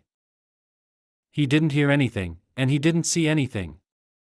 All he felt was the smell and taste of blood and stickiness on his face. Something in him stirred. A broken something in desperate need of defiance, against the sky, against the sun, against the stars. I have won against you, fate. He shouted with all of his might, abusing his overstrained vocal cords. But deep down, he knew such a proclamation was half-hearted. Have I, though? This doesn't feel like victory. You don't need the mind of a great detective to realize that this was a cheap trick. There is no victory, because there was no battle to be had. Subaru made sure it would end up like that. And the world will not look kindly on such trickery. Refusing to use Reinhardt to his fullest, Subaru decided to prove himself, and thus the world decided Subaru would lose his mind and be abandoned by others in his never-ending struggle. However, despite the decision of the malignant stars, Subaru carved for himself a third, until now, yet unforeseen path. Taking a route of neither a helpful, humble bystander nor a lunatic who convinced himself that suffering was inherent for humanity to progress. Such false ideology, while appearing to be truthful, was born at its core. It was birthed from a need to shield his fragile heart with immediate, unconditional acceptance. Convincing himself that the world is cold and uncaring, he would make sure that everyone becomes intimately familiar with such a hypothermic, limb-eroding blizzard. Thus, a new road Subaru now created bore a more mentally perilous trial. A journey for rebuilding the lost identity against abundant self-loathing. He hears something on his left side. Please, tell me your name? He turned to see Emilia. His eyes started to water. Refusing to use Reinhardt to his fullest, Subaru decided to prove himself, and thus the world decided Subaru would lose his mind and be abandoned by others in his never-ending struggle. However, despite the decision of the malignant stars, Subaru carved for himself a third, until now, yet unforeseen path. Taking a route of neither a helpful, humble bystander, nor a lunatic who convinced himself that suffering was inherent for humanity to progress. Such false ideology, while appearing to be truthful, was born at its core. It was birthed from a need to shield his fragile heart with immediate, unconditional acceptance. Convincing himself that the world is cold and uncaring, he would make sure that everyone becomes intimately familiar with such a hypothermic, limb-eroding blizzard. Thus, a new road Subaru now created bore a more mentally perilous trial. A journey for rebuilding the lost identity against abundant self-loathing. He hears something on his left side. Please, tell me your name? He turned to see Emilia. His eyes started to water. Doesn't matter anymore. Tears fell down his cheek. Natsuki Subaru lost consciousness. Arc 2 Chapter 1, Calm Before the Storm. Compulsory Chapter Translation Reminder. Jujutsu, Curse Arts. Jujutsushi, CA Sorcerers/Shamans. Juryoku, Cursed Energy. Juryoku Sosa, CE Manipulation. Jutsushiki, Cursed Techniques. Shitoku Jutsushiki, Innate CT. Sodden Jutsushiki, Inherited CT. Hanten Jutsushiki, RCT. Jutsushiki Hanten, CT, Reversal. Jutsushiki June 10, CT, Lapse. Hijutsuhi, Non-Sorcerers. Jusoshi, Curse Users. Jurei, Cursed Spirits. Or simply, Noroi, Curses. Juin, Cursed Mark. Jugu, Cursed Tools. Subaru. Reinhardt rushes with his superhuman speed and catches Subaru's body halfway on his trajectory to the ground. Is he hurt? Emilia worriedly intertwined her hands' fingers in a prayer, squeezing them together hard. Sensing how his words might be interpreted, yet going through with it anyway. Reinhardt spoke with much hesitant caution in his voice. Don't take it too personally, Emilia-sama, but seeing you must have pushed him over the edge. Reinhardt was furious at himself for his tardiness and sorrowful at his friend's troubles. Oh? Did I hurt him that much just by being present? Is my form really that disgusting? Emilia was on the verge of crying. But in an ironic twist, she was also relieved and felt a little bit stupid for hoping someone would be there to help her. Who would want to help a horrid creature like her? Reinhardt shakes his head, denying her supposition. I am unworthy to speak of this great man's emotional troubles. However, you could not be more wrong. Knowing that the friend he held in his arms just recently lost his world, and from what he could deduce, not a lot of time had gone by since Subaru's brother's passing. Yet the young man still tried his best for someone he hadn't even met. Reinhardt felt completely out of depth. He, as a knight whose job is to serve the country, fell short in comparison to Subaru's dedication. To make things worse, due to his divine protection of empathy, he knew Subaru was deathly afraid, due to his power still being in the budding stage. Yet he was courageous enough to face one of the most notorious criminals and a bane of many knights. He did what needed to be done, no matter the cost or the method. And that's something Reinhardt subconsciously knew he could never match. Perhaps because he already is powerful, his merits are expected, all the while, he is always required to hold back. Then Emilia yipped, words failing to form in her mouth. It is precisely because he cares too much about you that he broke. He didn't want you to see him like this. A sword saint who never experienced romantic love, perhaps even incapable of such feelings unless someone arranges a marriage for him, and even then, it is questionable if he is capable of truly loving. Regardless of his aromantic disposition, Reinhardt knew about other types of love and how powerfully it can influence a person. Subaru may have displayed love he will never understand, but Reinhardt still recognized the sacrifices and pain, a toll that needs to be paid with a little chance for requital. Total invalidation and rejection, despite everything, is always a more probable result of one's dedication. Liar. Emilia had her eyes tearing up through her anger. But what was the reason behind such an outburst? Why? She asked herself. Ever since she woke up in Elier Forest, she had been alone in the frozen wasteland. Occasionally, those people who were unfortunate enough to meet her instantly feared her. Puck was the only one to ever be unconditionally kind to her. The rest were, at best, distant like the maids of the Mather's domain. Or they were invested in some mutual benefit from working together, like Rosewall, or that shopkeeper who exchanged nuts for pyrolagmites. But that's all there is to it. Rosewall would not seek Emilia if he didn't have some use for her. When Emilia, even in her simple-mindedness, came to a similar conclusion, the only viable choice was to brush off the nonsensical prospect. He's nothing but a stranger, I have never met him in my life. Emilia-sama, I promised Subaru not to tell anybody, however, I can't bear to see him hurt any more than this. So to mend his relationship with you, I'm going to break that promise. You're willing to break a promise? Do you have any idea how important they are? Emilia was fuming under her restrained face. Completely ignorant of the malignant side of promises. To her zealous belief, contracts and promises are sacred. They were always created for a reason, for the greater good. Breaking a promise is unthinkable, as only a great tragedy could follow it. She doesn't remember exactly why or what tragedy will befall the perpetrator, but that's all the more reason to fear breaking the rules. If only she knew that not all promises are made with the selfless intentions of those who propose them. To Reinhardt, although the notion of breaking a promise was also a taboo, in this specific case, it was an easy task. Subaru simply entrusted him to keep a secret as a friend. Reinhardt had been told that it would be very inconvenient should he divulge Subaru's info. In response, the red-haired flame was the one to voice his burning resolution on his own volition. But should he break it, only the value of his word will suffer. That price wasn't too high to pay, after all, a word of a monster wasn't that worthy in the first place. And so with this in mind, Reinhardt spoke, I have already done irreparable damage by not being here for him, my honor as a knight, noble, and a man, is the least of my worries right now. But you must promise not to tell anybody else. Emilia took deep breaths, trying to ease her temper. Not even Puck? To be completely clear and not misunderstood, Reinhardt asked a rhetorical question. The name of your contract spirit?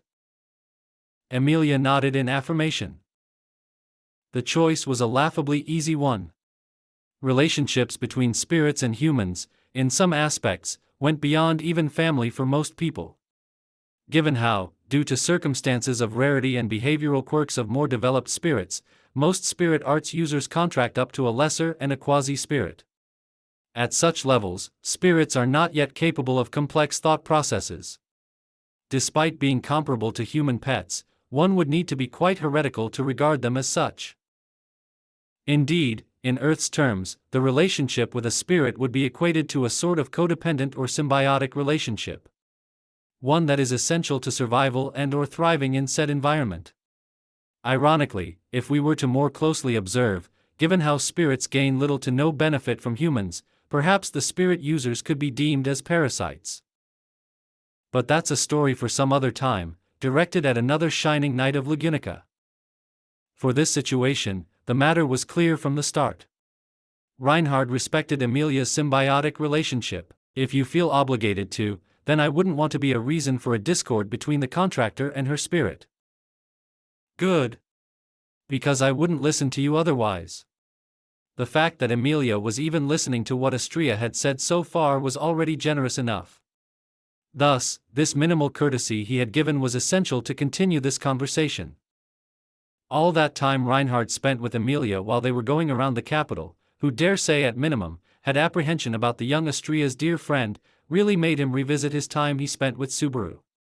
Due to his divine protection of perfect recollection, he could recall it in photogenic detail. Anyone less than Reinhardt would simply write off Subaru as a madman. If you were to ask someone from Earth, they would tell you Subaru is a stalker, and he should seek professional psychiatric help. But Reinhardt, with full trust in his friend, could try and make his theory about Subaru's unnatural knowledge pool. And so, with much uncertainty in his tone, he weaves his conclusion. Subaru is cursed with the ability to gain unnatural information about someone, and he can do it without ever meeting them. Emilia hadn't thought about what the implications could mean. Every time she tried to conjure a presumption, her head started to hurt from straining her thoughts. When she drew something other than a blank, she wasn't entirely sure it was accurate. Hence, her strategy mostly became resigning herself to feeling apprehensive until someone smarter explains a coherent enough theory.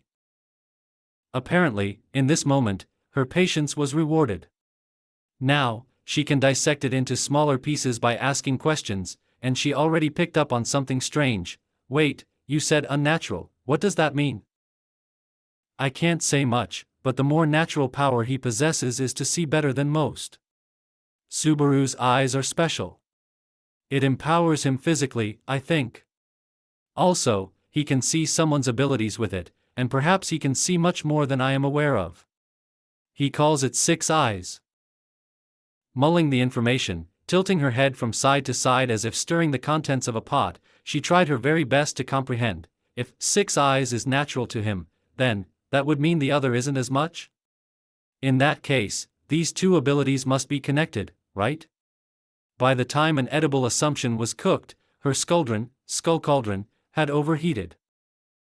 I would have thought so too, but he said to me that when he becomes the strongest, he doesn't want to ever use that Noroi curse ever again. Putting special emphasis on the word Noroi, the sword saint tried to suggest that such an ability was unwanted. Emilia picked up on the hints quite readily. So unnatural means that this ability was forced upon him? I think I get what you're saying. What does it have to do with me? A subconscious version of Emilia, of course, could guess as to why she had been helped by this broken man, but the version of Emilia who guided her everyday decisions was still adamant to push back anything unfamiliar to her.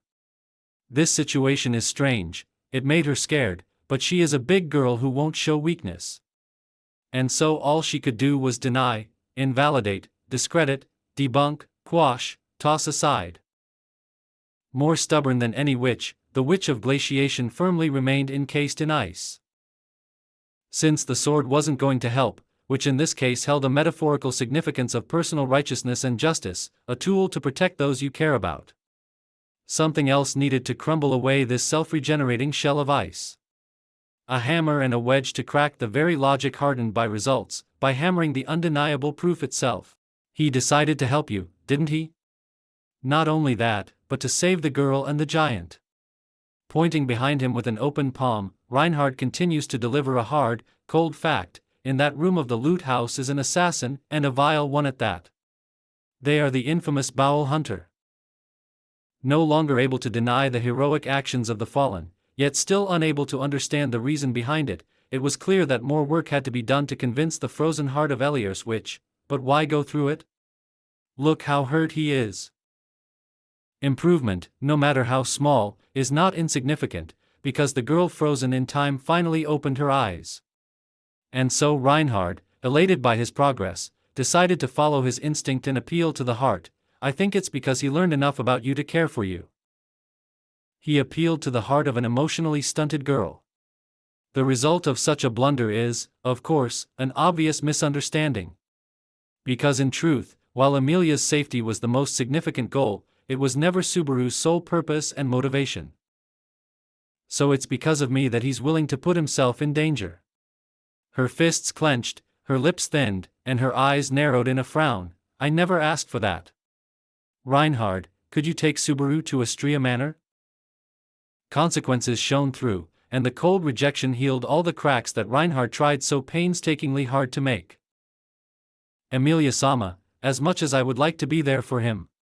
Reinhardt remembers Subaru's eyes as they lost their spark upon their reunion. I can never heal his heart and mind. I was too late for that. That was the undeniable truth. It was not the usual sword saint striking of his heart, saying, mea culpa, his overwhelming sin. But the inevitable consequence of a bloody battlefield, he was unable to prevent. Should Subaru not entrust his heart to someone, he will become an entity single-mindedly in pursuit of power. And friendship throughout history was never a barrier enough to stop the unstable force of self-righteousness that such a lifestyle would create.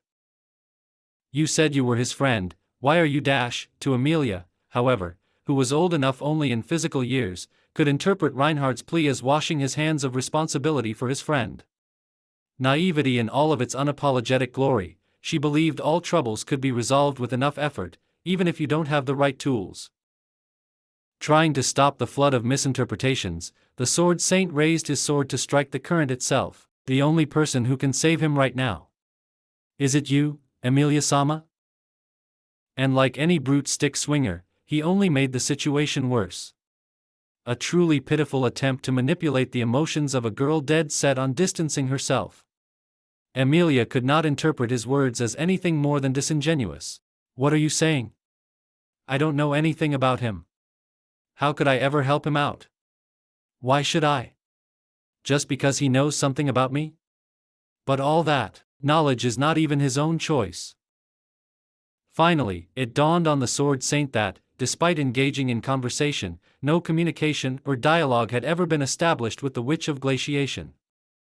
Finally, this train wreck of words was halted. A disaster you wouldn't want to witness but couldn't look away. I understand, Emilia-sama, I'll do what I can. He picks up Subaru in a princess carry. His bloodied face smudged his uniform. But Reinhardt couldn't care less about that. I am going back in to pick up the criminal Subaru stopped. It would be better not to see what happened to them. Emilia.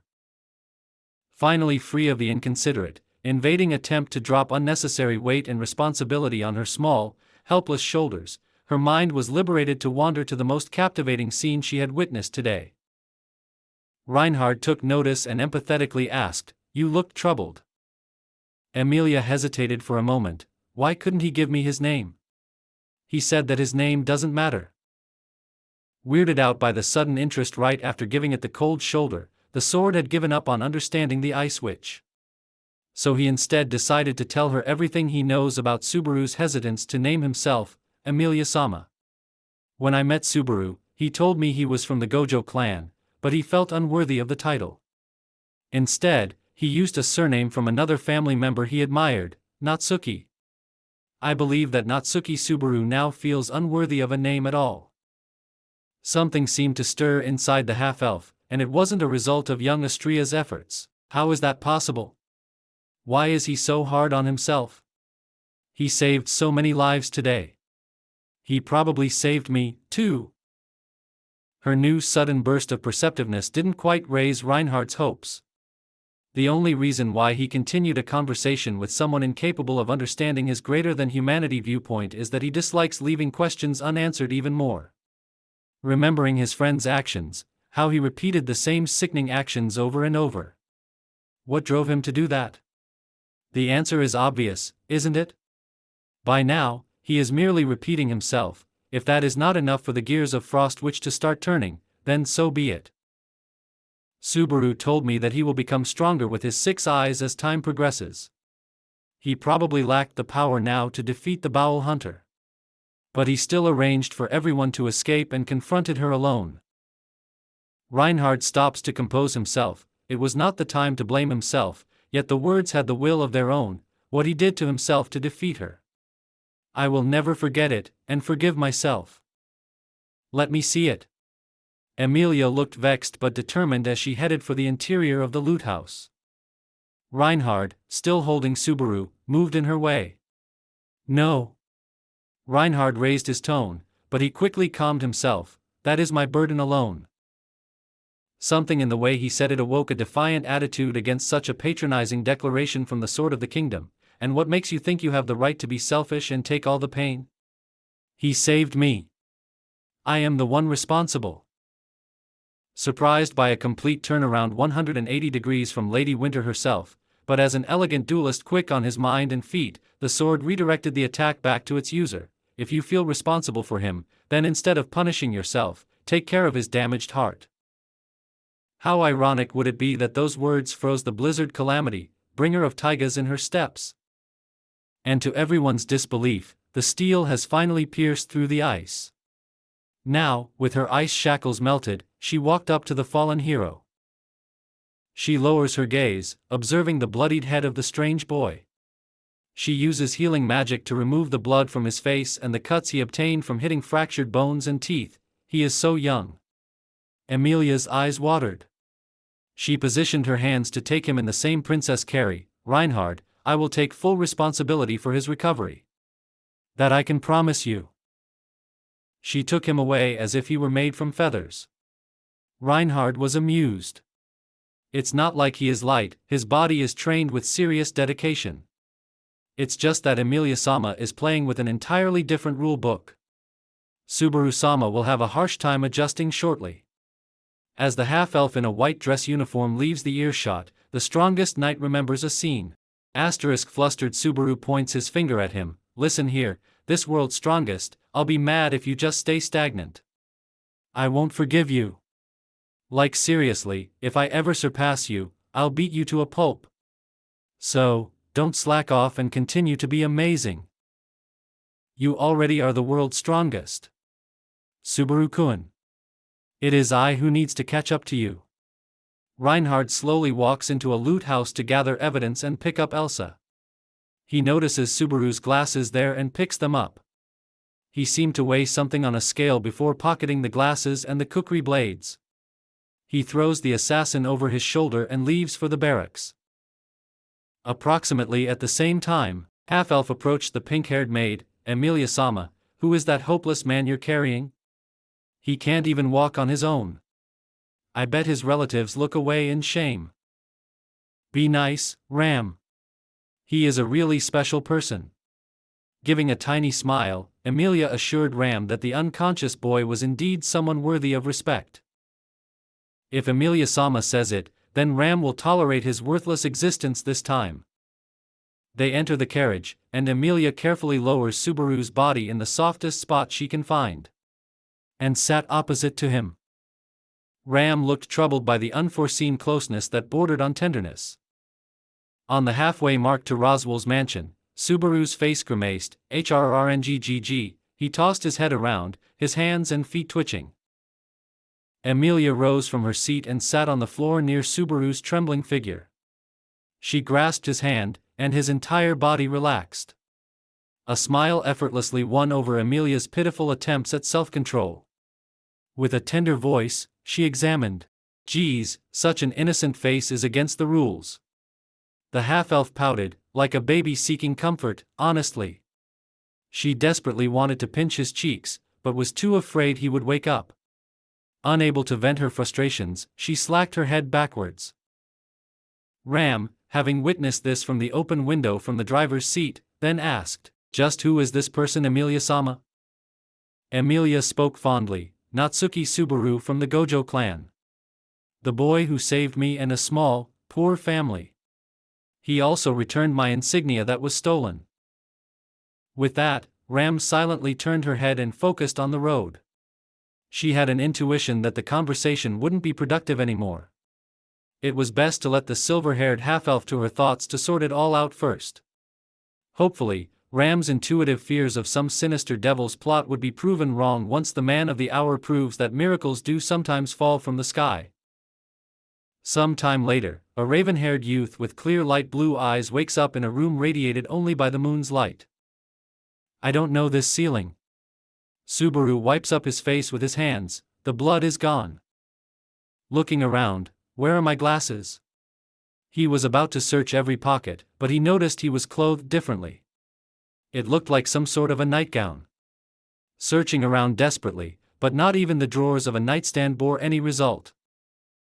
"My last memento from my Onia-sama." His eyes water, but he holds it in. Maybe it's a sign the universe is trying to tell me. A punishment for my actions. Clenching his robes where his heart is, and after taking breaths to calm himself down, "Right, I should probably thank whoever brought me here." Exiting the room, he notices something strange. The entire hallway is glowing, shifting. I wish I had my glasses back so I could see from a more normal perspective.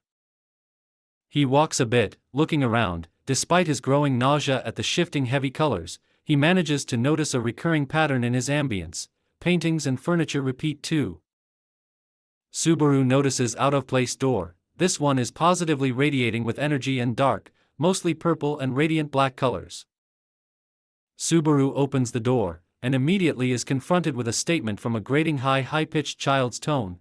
"What a profoundly aggravating man you are, I suppose." "Wadash," Subaru muttered. In front of him was a small girl with a drill-like pigtail, with blue eyes with pink butterfly irises, dressed in a colorful doll-like princess dress. But that's the furthest from Subaru's main focus. His attention wasn't on the fact that she didn't have a gait either. But he still took notice of how she was covered in purple, black, blue, and green small dots. And that her whole body was effectively glowing while a very little surface layer of her volume was organic. This body structure was only seen with one other being, Puck, Emilia's contract spirit. What Subaru is more concerned about is the sheer amount of Juryoku, cursed energy. Tears fell down his cheek. No one deserves to suffer like this. Why are you in this much pain? But the act of sympathy was only interpreted as scornful pity, further souring the mood of an already aggravated spirit. "What do you think you know about Betty, I suppose? Why, you are the second person with the most Juryoku, cursed energy, I have seen so far in this world." "Juryoku? What are you babbling about, I suppose?" It was her first time hearing about such a strange concept. It made her even angrier because her pride was hurt. She contained the entire knowledge of the library entrusted to her, yet cursed energy was outside of her reach. Juryoku is born from negative emotions. Well, I guess I can't hide it from you. I can see it with my special eyes. Alongside other things. Humph. What an outrageous man, I suppose.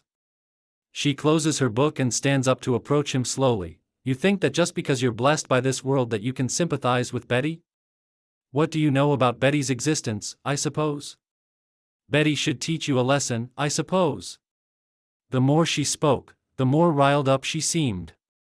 When she had him in her hand reach, she tried to touch his stomach, but she was stopped by a force field. Something within Subaru just compelled him to enter a teacher mode and explain with passionate professionalism. "What you're experiencing now is Sodden Jutsu Shiki, inherited CT, unique only to me and made possible by Juryoku, cursed energy. It makes infinity between us a reality. It expands space between us into infinitely smaller parts. As you reach closer, the resulting distance your hand travels towards me will shrink despite pushing with the same effort. Beatrice is stunned but skeptical by this response, and Subaru, smiling, continues to explain, the illusion here is that your hand continues to approach me, but it will never reach it. For what reason was he spilling out his family's secrets so easily? Even Subaru did not know. Is it the way she dressed, or the fact that she is the keeper of this large library? Perhaps in his subconscious, he self-importantly decided that he could somehow, given enough time, resolve all the problems that ailed this small spirit girl. But why? Why is he so compelled to help her out? Drawing a blank at that question, he simply decided to follow his heart. Subaru takes a deep breath and closes his eyes. If you promise not to harm me, I will allow you to reach me and see whatever it is that you seek. He didn't wait for her response, he just deactivated it. She stumbled forward, reaching his stomach. You are a naive one, I suppose. She drains him of his mana. And Subaru falls on the floor. He clenched his teeth and soldiered through the pain that felt like his insides were melted by heat. Well, I guess I was just betting that it wouldn't be fatal. Guess I was right, Subaru's melodious tone rings out before he passes out. Beatrice stood there dumbstruck. In her hand was a flow of something like a cold fire. It gave her hand a feeling like being submerged in water. It was light as air, but there was a strange pressure that exuded from it. What the hell is this, I suppose? She tried to shake it off, but it wasn't working, rather, it even increased in volume, the more panicked she was. The boy infected me with this strange phenomenon. Could that nonsense about Juryoku and negative emotions be true, I suppose? She stopped panicking and took a deep breath. It was decreasing in volume, and then it disappeared. Taken aback, she exclaims, it is derived from negative emotions, I suppose. Beatrice looked at the boy, now noticing the similar-looking substance buried deep in his body. Although it was impossible to guess, given how bottomless and endless the containment pit seemed, as it appeared this hollowed out. Regardless of the substance, it felt enormous. I guess it wasn't easy for you, too. Betty will have to apologize, I suppose. Beatrice lifts his body with magic and takes him to his room. Betty wonders if you are that person, I suppose. She looks at the sleeping boy in his bed. His face flashed discomfort, and his body twitched in uneven intervals. Beatrice grabs his hand. And his body finally relaxes. Smiling at that reaction, Beatrice whispers, you should thank Betty for her merciful kindness, I suppose. Tomorrow morning, the blue-eyed dark hawk begrudgingly opened his eyes. I know this ceiling. Oh, he has awakened, Nesama. Indeed, he has awoken, Remington. Lacking any energy, the raven-haired youth closes his eyes. Should I get up? I don't want to test fate and fall unconscious for the third time. My, what a deadbeat thing to say. Did you hear that, Nesama? Yes, truly a loser's words. I heard him, Remington. Having heard enough, the teen clenches his core muscles, shooting up into a sitting position. All right. Who are these voices that keep criticizing me in stereo? The sight was unpleasant despite their appearance. And what an appearance it was. Two maids in a more modern maid cafe-like outfit. The black uniform that barely reached the middle of their thighs, with a puff-looking bra, just high enough to cover their breast, and a white apron to their stomachs. White stockings and almost hilariously small black leather shoes. As if desperately trying to mask the shameless indecency, a sort of ruffled neck collar with a string bow tie that extended to no. On closer examination, the protruding yet tiny white fabric is connected to the main uniform article rather than the collar. How curious. But the poor attempt at concealment of promiscuous design didn't stop there, for the maid's outfit had black arm sleeves that started from the same height level of the only white aloof bra they possessed to the wrist. Sadly, this illusion of modesty worked, and clavicle and upper arm skin exposure could be ignored from a visual perspective. From a functional perspective, whoever designed these outfits was, without a doubt, a pervert. A very meticulous deviant who planned for quick access and a hasty retreat. You would expect that this outfit would only be appropriate for public houses, but no. As it seems these two are full-time maids, and that's terrible. Forcing such debauchery onto their staff. Just gross. This degenerate should never be allowed to hire anybody, and yet apparently two twins stood in front of him. One more thing on the list to brutally mock him, it seems. One hair sky blue and saturated blue eyes, the other pink hair and red eyes. Both had a bowler cut hair that covered only one eye each. The side that was uncovered with a hair clip had a flower-shaped ribbon. Red and blue, just like his black and Satoru's white. A pang of jealousy, luckily or perhaps better said dreadfully, negative emotions were seemingly reciprocated. The amount of cursed energy these two possessed was palpable. The pink hair was in a lot of discomfort and pain. But the blue-haired one was openly hostile. Subaru had seen that color and shape a lot in his life. Even though the person had a smile, or a neutral face, he knew what they meant deep down. The blue-haired twin despised his existence. He lowers his head, stifling his worries. Man, looking around with these sensitive eyes is going to be a pain.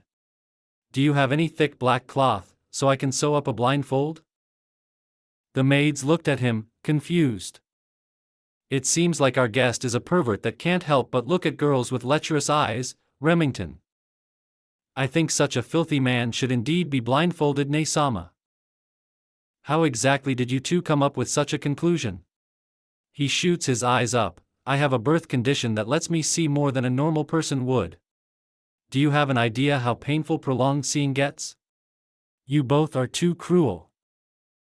The maids bring their heads together while interlocking their fingers of both hands and holding each other's hands. Ne-sama, Ne-sama, he is using his eyes to see you naked. Rem, you're butt naked in this pervert sight. Subaru hammers the bed with both of his clenched fists. I wouldn't use my gift for such shameless actions. Stop driving through mud, my already ruined reputation. Perhaps in other cases, he would appreciate them, but the clear revulsion in their Jurioku, cursed energy, wasn't an incentive at all to get him in the mood.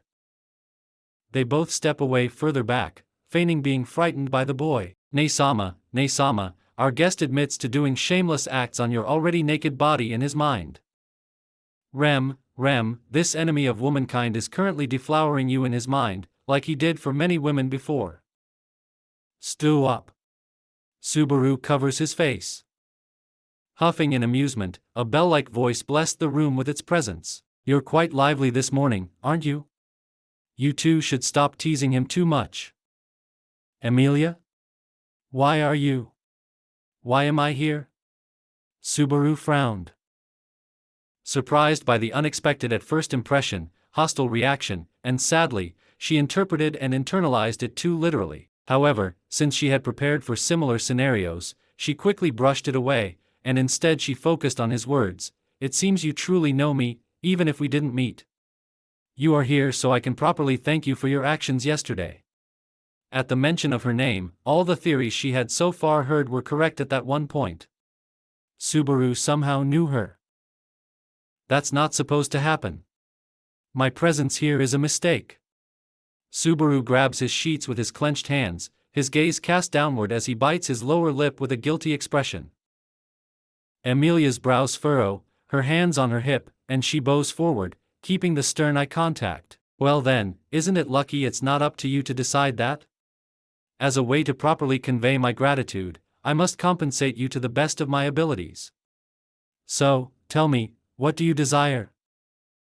Subaru's cheek blushed as he thought to himself, would it be okay for me to ask her, being given something like this? It's sinful. He stammered through his embarrassment, if you could, give me some thick dark cloth, so I can sew it up and put a blindfold around my eyes. Emilia tilts her head, slowly closing her eyes only to open them wider, hesitating in her voice. Only that? Blushing, he gives her an enthusiastic thumbs up. If Emilia-tan gives it to me, I'll cherish it forever and wear it every single day. Emilia is taken aback, and she starts blinking rapidly. Tan? Subaru jumps out of his bed and bows. Oh, sorry. You must be weirded out by calling you with a familiar nickname from my homeland. Please forgive me. Oh, I don't mind, you can use it as much as you want. Alright, thick black cloth coming right up. Emilia rushes out of the room, flustered. Oh yeah, and please bring a sewing kit and scissors. He shouts before she can get out of earshot. Gee, got it. I will go get it without a hitch. A hastened and ever so distant shout rang outside the doors. Touched by her nervousness, Subaru lets go of his tension with a relaxed smile. In a brighter mood, he goes to a window and looks out. He rubs his eyes. Damn it. You're making me fall in love with you, all over again. I thought I gave up on it. He looks down at his open palm, noticing he is still in a nightgown. By the way, these aren't my clothes. Where are they currently? Subaru didn't bother to look at them. He was afraid of what he was going to see. One of the very similarly sounding maids spoke up. They were bloodied, so we had to wash them. You can pick them up from the drying rack. Subaru blushes. I don't remember taking my clothes off yesterday, which means... Oh God, I hope there are some male staff here too. Should I ask? No, that's impossible. He shakes his head, trying to toss an embarrassing thought away, and he looks at them with as serious a face as he could muster in the moment. Could you show me, where is it? Ne-sama, our guest has thought about something very perverted. Rem, the stimulation of imagining being undressed yesterday by a woman is too much for this pervert. Subaru is shaken not only by how they managed to read him perfectly, but also by how his theory was so easily confirmed. What? You're joking. There must be some male staff around here, right? The twin sisters brought their hands to their mouths as if to whisper something to each other, but purposely spoke even louder. Ne-sama, our guest is a pervert who prefers the company of men. Rem, we should take his eyes out before he sees Rosewall-sama. Subaru shakes in his fury, his clenched fist paled from the pressure he exerted. I don't prefer men. I'm into girls. There is only one woman who can captivate me. What was with that scary comment about mutilating my body? What kind of hospitality is this? Arg. Just take me to my clothes, you Oni sisters. Unknown to Subaru's, the word Oni was a surprisingly spot-on description of the sisters. In Japanese stories, they have a completely different definition of a demon from our Western view of demon mythology. Well, mostly. Some of them remain evil, some of them even eat human flesh. Ram and Rem look at each other, and Subaru gulps as he sees their Jurioku, cursed energy, spiked. I mean, lead the way. Please? Damn it. I need that cloth, right now. The cloth wouldn't help him much in decreasing the Jurioku that he sees, but it would be easier to ignore. To convince himself that the hatred he is showered by their gaze is simply misinterpreted as annoyance at his intrusion. It's easier to lie to yourself once your eyes are almost closed type of situation. Subaru is doing his radio calisthenics in a garden with his blue Jujutsu University uniform. Victory! Subaru outstretched his hands with a V shape, praising the rising sun.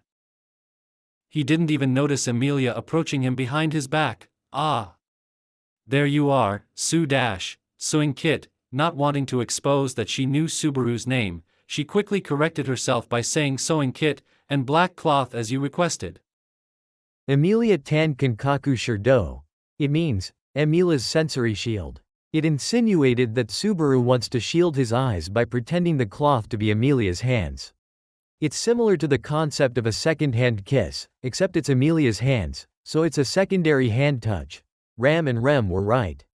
You're a pervert. Author. Still in her pink nightgown, Emilia speaks. You really are bizarre. What was that strange movement, if you don't mind me asking?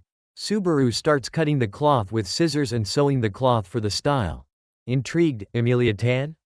Those were my homeland's ancient practices of warm-up exercises called radio calisthenics. You should wake up early tomorrow and do them with me. It pumps you up with determination and happiness, and makes daily struggles more bearable. Emilia tried to hide her worry after hearing his last sentence. Okay, I'll take your word for it. It would make me really disappointed if you made me wait. Puck jumps out of Emilia's crystal and flies around the cute girl as if he were a spaceship caught in the gravity of a large celestial body. That's right, promises are very important to spirit users. Emilia, with a much softer, almost doting voice, and Subaru in a much more restrained but somewhat friendly tone, both exclaim at the same time, "Oh, Puck. Good morning." The reason why Subaru was a lot less enthusiastic is that Subaru had just begun to focus on sewing. Driving a thread through the eye of the needle was a formidable task. Puck looks at Emilia knowingly and then back at Subaru. Say, I am very grateful for what you did for my daughter yesterday. Is there anything I can do to repay you? Okay then, Tilda? Let me pet your fur anytime I want. Subaru is still focused on his work, not lifting his head. Puck widened his eyes. Huh, that's all?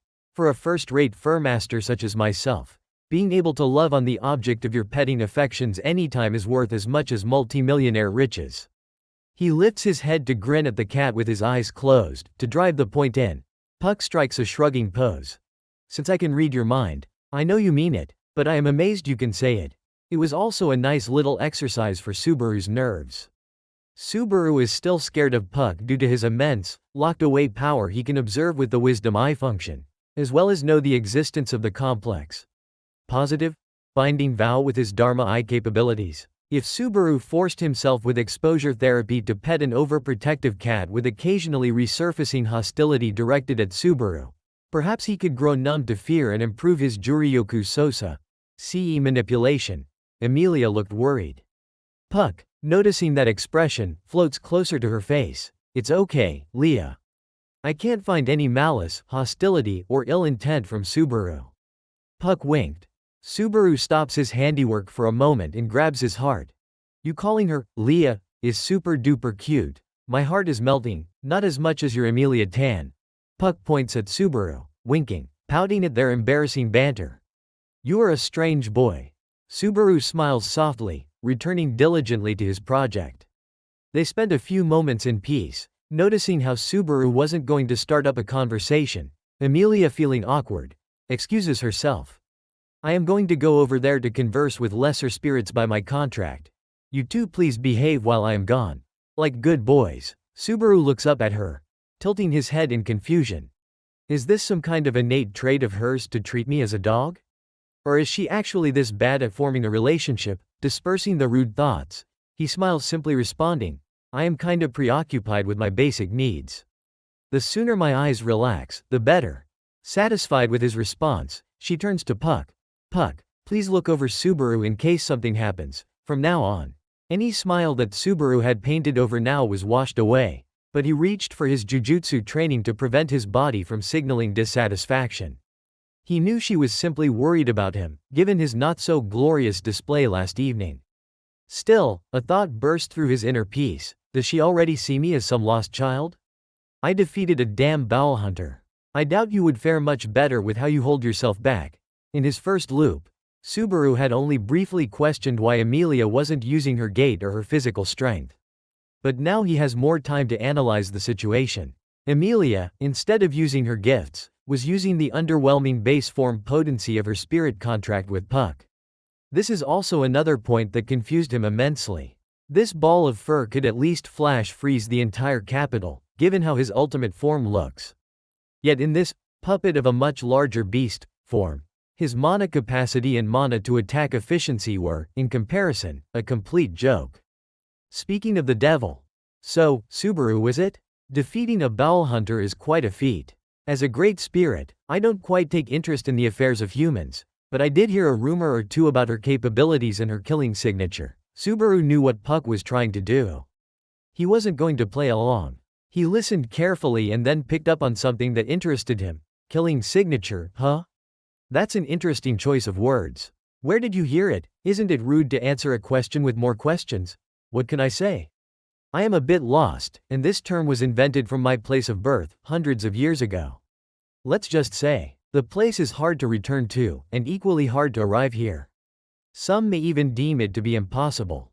Do you now get why I am this curious? Huffing. Although he had not much sympathy for the human brat, he could at least act civilly for Emilia's sake. Sorry, I am not able to remember much from that time period. Oh? I didn't know spirits have dementia. Are you perhaps a forgetful old man? Subaru tried his best to highlight his juvenile tendencies while still preoccupied with his sewing task. To address a spirit with such a casual tone and insolent words and sentences, you must be unafraid of death.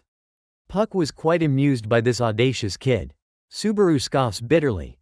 It would certainly not be the first time facing life-threatening scenarios, and yes, I am very much afraid. 5 seconds have passed, and Puck noticed that Subaru wasn't going to take dialogue incentive. He was slightly irritated at the boy. Spirits have quite a good memory. It's just that there are some pages of the book missing due to special circumstances. It was clear as day to Subaru that it was due to the positive energy binding vow. Not that this little obstacle will stop him. Subaru is the type of guy to scrape the barrel when he is down on luck. Could you at least guess when the last time you heard that phrase? About 400 years ago, during the Age of Heroes.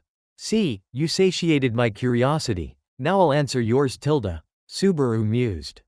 He still needed a moment to compose himself, so he sighed. 400 years had passed since someone came from his world.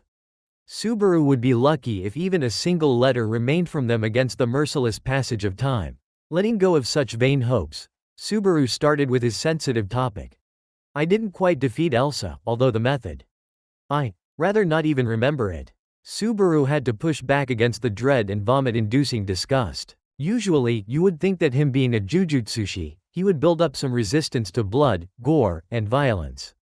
Subaru saw a lot of corpses in his time on Earth and a lot of disgusting eldritch-like horrors, and in the right circumstances, he wouldn't have this harsh response to such minuscule trauma. So let me paint a picture for those who still think Subaru doesn't have the right to be disturbed. Bashing his head repeatedly into the ever-increasing disgusting, bloody, deformed face of a once beautiful woman. Again and again, he slammed his head into that viscous, sticky to the point of adherence, mound of flesh. Her mouth doesn't even look like a mouth anymore, but it is a pulverized toothless pile of meat and fragmented bone steaks. Her nose has long fallen off. Now, only a nasal cavity filled with a reddish sludge of God knows what mixture of skin, blood, muscle, cartilage, and nasal discharge. Her eyes had swollen, then popped, then burst so that they no longer held any resemblance to an eye. Forced to drive down his eyes, nose, mouth, and face, alongside his only available blunt object, he struck with his temple. He brought all of this down to that eldritch, abhorrent, abominable, sacrilege. A demonstration of contempt for one of many of God's creations, the human face. He collided with it so he could see, hear, feel, smell, taste everything in a nauseating ritual to please the malignant, sadistic entities. Feeling everything, every single thing, in an ever-increasing stomach-churning portrait of all that is wrong with humanity and himself. Doing such a thing to another human, compared to a jirei, cursed spirits. No matter how you look at it, it's simply different. Yes, Subaru's trauma could, with a lot of therapy, be worked through. However, this time, it wasn't simply that sickening, stomach-turning, bloody, and damnable repetitive motion, but also what came afterwards, when his sins were laid bare to his only new friend in this God-forsaken world. In conclusion, not even a Jujutsushi could shrug it off, no matter what some observers might say. Luckily for you, as it turns out, even people Subaru is getting acquainted with can also be extremely heartless. One such ignorant observer rat pressed on with his interrogation in his sickly sweet tone. If that was so awful, why go through it? With this, Subaru finally boiled over, but he expressed this frustration quite diplomatically. Look, I get it. You just want to enact that cliché stage act as old as time. What is my intention, with your daughter-father routine? So I'll just save us some trouble. Puck let the youth take a deep breath patiently, but he couldn't help but scowl at the sheer impudence of this human, no different than a pest in his eyes. For now, he would listen to the words of an ant under his magnifying lens. I didn't even plan to end up here. I just wanted a passing thanks, and I would be on my way somewhere else. It calmed Puck just a bit. Enough to enact his cheerful act with a threatening undertone. Oh well, I've been seen through. Then you should also KN, yeah, I get it. If I cause a single tear or a string of hair to fall from her body, You will make me wish I was never born, and curse my mother for birthing me. Puck was amazed to the point he even forgot that he was angry. Say, do you have a mind-reading ability or something? No. I just saw enough stories to know exactly how things will go and to know my place in it. Perhaps not in this case, since your attitude needs to be reinvented, but I'll admit your timing was certainly fortunate for my Leah. Subaru had a foreboding feeling about how Puck phrased the word, timing. Had he had a more paranoid mind, he would have taken this as a sign that Puck knew about return by death, but that would be crazy, right? Luckily, sewing was just the calming action he needed to rationalize his current social abuse. The maids told me that there will be a meeting at breakfast. I guess I'll be interrogated there regardless. I don't intend to repeat myself. He floats cuddly around Subaru's head in a halo, his voice mismatching his words. You'd better try to stay truthful. It'd be a shame if you were caught lying. Jumping at the opportunity, Subaru seized a chance to better appraise his potential attacker. Because you can sense my thoughts, right? Approaching Subaru menacingly, while standing no, floating straightened out. Puck made each point with a cute voice and expression staring him in the eyes. Not quite, but I can accurately guess the intent, emotions, and catch on a stray, exceptionally potent thoughts. Although I am interested in how you knew that little detail about me. You also knew my name and Emilia's name, and we've never met. In this last sentence, he tapped his tail on Subaru's forehead as if the cat owned it. Subaru is the only man with nerves of steel who could ignore Puck's subtle undertone of death threats. Gambling with his life was always his profession as the weakest Jujutsushi, cursed arts. Sorcerer, shaman. Subaru simply sought his blindfold and said in a neutral tone. How I know your name, I can't say right now, but anything else I saw with my special eyes, you'll see. Completely engrossed in his task and conversation, he fails to sense the two presences approaching the pair of twins. Oh, what brings you two here? Emilia was just returning from her daily task of spirit conversation. She tilted her head cuddly as she greeted the approaching maid twins. In a singular voice, both speak up. Emilia-sama, our master Rosewall-sama, has returned. Please come inside. With a slight sarcasm and his back still turned, Subaru told playfully. They can even harmonize perfectly in speech. Is there anything these twins can't do? While he was speaking, he also modified his black fabric in a more presentable shape. Thus Subaru created an air of mystery and skillfulness about him. Taking this as a challenge, the sisterly duo continued to harmoniously synchronize. Of course, nothing but perfection can be expected from the employees of Rosewall Mansion. Okay, you can stop now, it's creepy as hell. Do you share the same brain or something? Subaru shakes his head in mocking disapproval, still focused on his task. Rem prides herself for being in tune with Ne-sama, both in spirit and mind. Subaru turns to look at them. Ram, was it? I can't believe you even expected Rem to give a longer name when referring to you. And hold on, Rem, why do you refer to your sister in such high regard? Rem refers to Ne-sama in high regard because Ne-sama is simply deserving of praise. It is but a fact. Subaru returns to his original position, looking down. I see. I guess I am not better in that regard, referring to Oni-sama in such a way. No matter how much he wanted me to drop the honorifics, I couldn't help but admire his greatness. Subaru rubs his eyes at the last remark and starts giving finishing touches to his handiwork. Rem's face looked conflicted. Rem is surprised that an honored guest has a sibling. By your behavior, she would think you're a spoiled only child. Subaru swallowed the bubbling anger of righteous indignation for being regarded as a spoiled brat, knowing that it would only sour the mood. Not going to bother even asking how you came up with that response. Subaru is seen wearing a blindfold, going through the door toward the breakfast area. As he enters, a small twin-tailed tornado-haired girl speaks up. I was looking at you from upstairs, and wouldn't you know it? You are quite dumb, I suppose. Not only do you act like a fool, but who in their right mind would wear a blindfold? Subaru theatrically puts the back of his hand on his forehead. Your words wound me. And here I thought we had a bonding moment yesterday, rude loli. Subaru bows down, keeping eye contact to drive the point home of just how small the spirit is. The girl was not taking kindly to that teasing. What does that word mean? I have never heard of it, and it irritates me. Puck enters the conversation enthusiastically. HYA, Betty. Haven't seen you in 4 days. Have you been doing well and staying ladylike? The blonde girl's mood does a total 180 degrees. Now with a doting and hyped voice, she squeals. Bubby. I've been waiting for you to come home. Will you stay with me today, I suppose? Sure, no problem. Let's finally relax together, yay. Puck and Beatrice waltz away together. Bewildered, aren't you? Beatrice is so taken by Puck. Emilia muses. Who says bewildered nowadays? Natsuki deadpans. Hey, don't think I have heard that. Bewildered is a rich-sounding word that I like. Make fun of it again and I'll grind you to dust, punk. Author, Oya, how rich to see you here, Beatrice. I'm so happy you decided to dine with me. Beatrice gives a glare to both remaining males, other than Puck, in the room. HMH. That boy is more than enough of an addle-brained fool for me, I suppose. Betty was only waiting for Bubby. The last line was way too sugary sweet. Everyone in the audience had their teeth rotten. Subaru turns around, lifting his blindfold to expose his right eye when looking at a clown. Holy shit. What the fuck? Subaru had the same reaction as a cat turning around to find a cucumber. This blue-haired jester with blue and yellow heterochromia eyes and blue hair with a funny, tiny hat is a man of many talents. So many talents, in fact, that he had every single color in his magic gate, and the size of it was only slightly smaller than Emilia.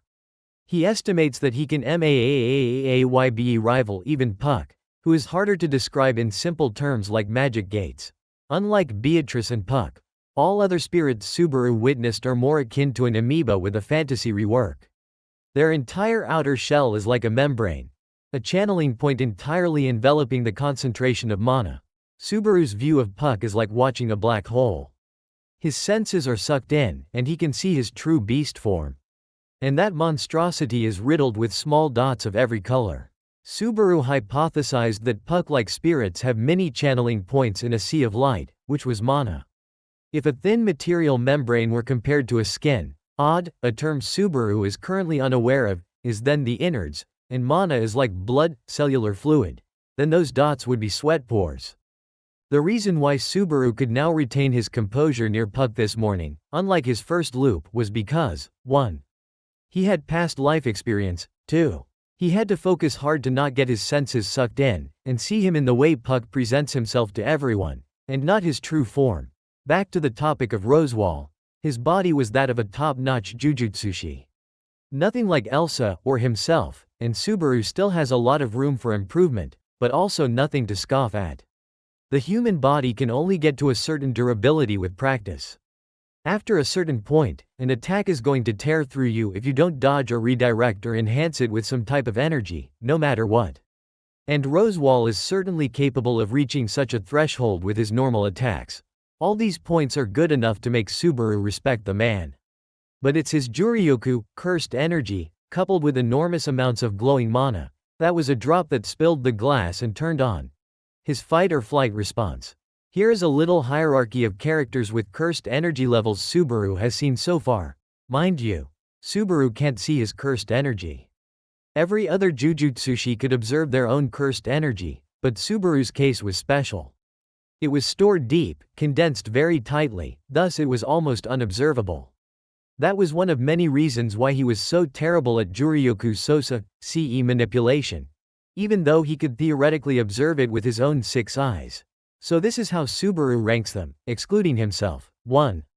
Emilia, the entire world hates you. The same treatment Sukuna experienced, just 10 times worse. Not to mention, Elior Forest Incident. 2. Beatrice, 400 years of misery every waking hour. 3. Ram, after reading Arc 6, and I basically read it when I was around finishing up Season 1 of this fanfic. Learning about Ram's condition, she skyrocketed to rank 3 inches. 4. Rosewall, Puck. The reason why they both have this much cursed energy is that they stored it over the long years. Puck's position goes up to replace Emilia number 1 if she dies. 5. Rem, 6. Reinhardt, after his scene at the loot house with it almost rivals Rem. He regrets leaving Subaru. 7. Rom, Felt, with exposition done. Roll camera. Action. Oh yeah, Hinoward guest. What spooked you, Sue? Okay, I had enough. What the hell is wrong with this mansion? Subaru pointed at each person when mentioning them, even as he was blindfolded. We have a ridiculously powerful lowly spirit. Super misleading battle-ready maids with weird energy structure on their heads, one of which is deficient for some reason. And now you, the most powerful unit in this mansion, besides Emilia and Puck, of course. Not to mention that every single one of you has unrealistic levels of cursed energy. Just how much of tough a life did you guys live? You're living in a mansion for goodness sake. Isn't it supposed to be easy for you? Live a life where every whim is obliged? Is this a gathering place for miserable people? The room was silent, and everyone was present and staring at Subaru's outburst. Subaru is cooling down, realizing what he has done. Shit. Well, I guess there is no trying to hide it anymore. I have inherited a genetic phenomenon that occurs in my family every once in 400 to 500 years. It is called six eyes, and I can see many things. Magical gates, spirit's true form. I am looking at you, Puck, that form is scary as hell. Subaru takes a breath after that rant and tries to compose himself. Puck, on the other hand, was kind of proud of himself for scarring the brat shitless. He will think twice before hurting Leah. But still, it unnerved him how calm Subaru can act at times. He was, without a doubt, dangerous enough to keep a close eye on. After Subaru calmed himself enough by rubbing his face, he continued, I can see your physical strength. And all of you except the delicate Biko, bless her soul, is a superhuman. Who do you call me? Biko, I suppose. Beatrice's cheeks flush. Why, it's your new nickname, you spirit loli. Do you like it? Be grateful too. Yours truly, I suppose. In a joking tone, striking a Subaru's iconic Saturday Night Fever pose. The nerve, I suppose. The small girl was fuming so much she for a moment, forgot she was holding Puck in her hands as she started waving him up and down. Puck, of course, voiced his distress, although very cuddly. But, seriously. Now, Subaru's tone lowers. Every single one of you has too much Juryoku, cursed energy. It's way more than befalls an ordinary citizen. Juryoku is born from negative emotions like resentment, anger, sadness, fear, and bitterness. Ergo, everyone's life here is miserable. It makes me want to cry. Not only can I see that, but I can discern which party is hostile to me. Subaru points a finger at each person as he refers to them. Rosewall, you have a predatory feel about me like you want to use me. Rem, you would wish I had packed my things and gone yesterday. And, Rem, you, for whatever reason, can't stand to look at me, like at all. Why the hell are you so hostile to a newcomer? I didn't even want to be here. You dragged my unconscious body, and I demand an explanation. Only Emilia lowers her head in shame. Rosewall's smile in turn only grew wider. My, I would find all of it be believable, but cursed energy, I find it hard that no one has ever heard of it for more than 400 years. Oh, so you want a demonstration? Okay, attack me. Widening his eyes in surprise for a moment, a mocking grin widens on the clown's face. My guest, are you sure you can handle my power? Yes.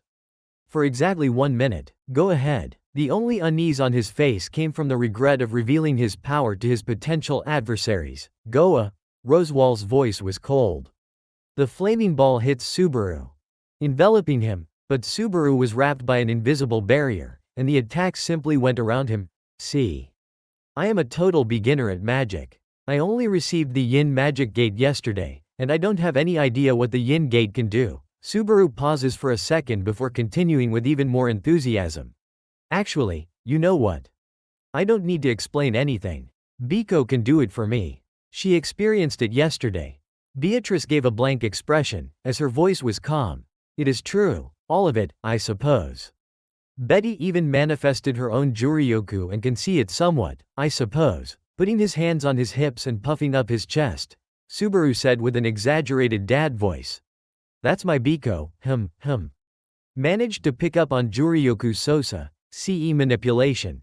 With nothing but a simple demonstration. Beatrice bursts in frustration and embarrassment. What kind of relationship do you think we have? I suppose, Subaru shrugs at her outburst. I don't know, when I see a child cry, I want to be there and make it all better. So smile, my cute Biko. He pokes his mouth with his index finger, pushing it into a smile. She was already stomping her feet and shaking her hands up and down. I'm not a child, I suppose. I am much older than you, in fact, my Hinoard guest. I must ask, why do you expose yourself this much? Doesn't it put you at a disadvantage? Subaru waves his pointing finger with smugness on his face. TCH. TCH. I don't have to believe any of you, except Biko, Emilia, and Puck, who don't show hostility towards me. The clown was grimacing at such a quick response, impatient and adamant to get to the bottom of the situation. Then why are you being so forward with us? Subaru huffs with a superior smirk.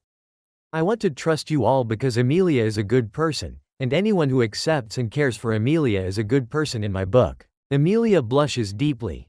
Dunderhead. Subaru crosses his arms, exaggeratedly shaking his head in disapproval.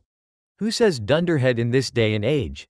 He was telling the truth the entire time, Puck adds, smirking knowingly. Subaru gives a thumbs up. Nice save. Although you could have said so earlier, watching you squirm is one of my great pleasures, teehee. Puck closes his one eye and sticks out his tongue while bonking his paw on his head as if knocking a space within. Don't say something so ominous and end it with teehee. Now you've done it. Take this. My make the cat cry special attack. He tickles Puck into submission. Adrul lowly scowled in jealousy and fury. Why are you so familiar with Bubby, I suppose? Only Betty can touch Bubby's fur, in fact, in a sly and provocative voice, with a smirk that someone wears while stealing someone's hard-earned lunch money. Subaru victoriously proclaimed.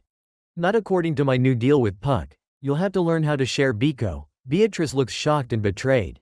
Tell me that's not true. I suppose. Puck gives a shrugging expression with his eyes closed, with an awkward smile. Ah ha ha. He saved Emilia, so I had no choice but to accept. NYA? He closes his eyes while showing his tongue at the end of his meow. Beatrice grasps her heart area, as if she were struck by an arrow. Gah. Toda, why Betty is monopolizing Puck, or I will never forgive you, I suppose. She points a finger at Subaru. Subaru lowers the new blindfold with his left hand. I have no objections. Enjoy your magnificent deluxe fur petting time to the fullest. He gives her thumbs up with his right hand and a playfully serious look. And to everyone's amazement, Beatrice repeats the action by giving Subaru a thumbs up and a determined look. After the initial surprise that shook him to the core, Rosewall smirked at their interactions with an ominous glint in his eyes. Of course, that lasted only for a second before deciding to entirely change the subject. My, how the time flies. Let us continue this discussion at a dining table. What can I say? It's a bit of world building. It's going to be a bit dry no matter what. I actually had to snap this chapter in half. Because it was getting too long. The next chapter is all drama. Isn't it funny how this chapter was originally about 3,500 to 4,000 words long?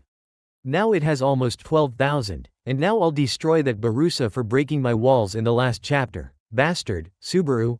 Huh? Who the hell are you? Why the hell are you approaching me? I can't beat the shit out of you without getting closer. Stay back.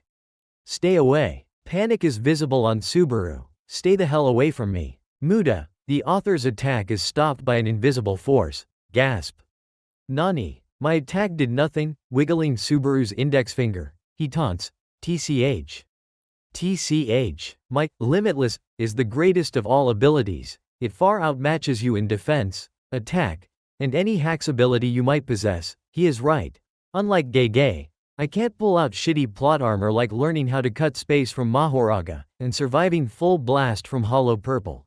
Admit it, author, you're just a Gojo glazer. Ha ha ha ha, you have fallen right into my trap. Joe, cleaved in half. Subaru falls to the ground. Ishkaf HD. Subaru unintelligibly mumbles. What was that?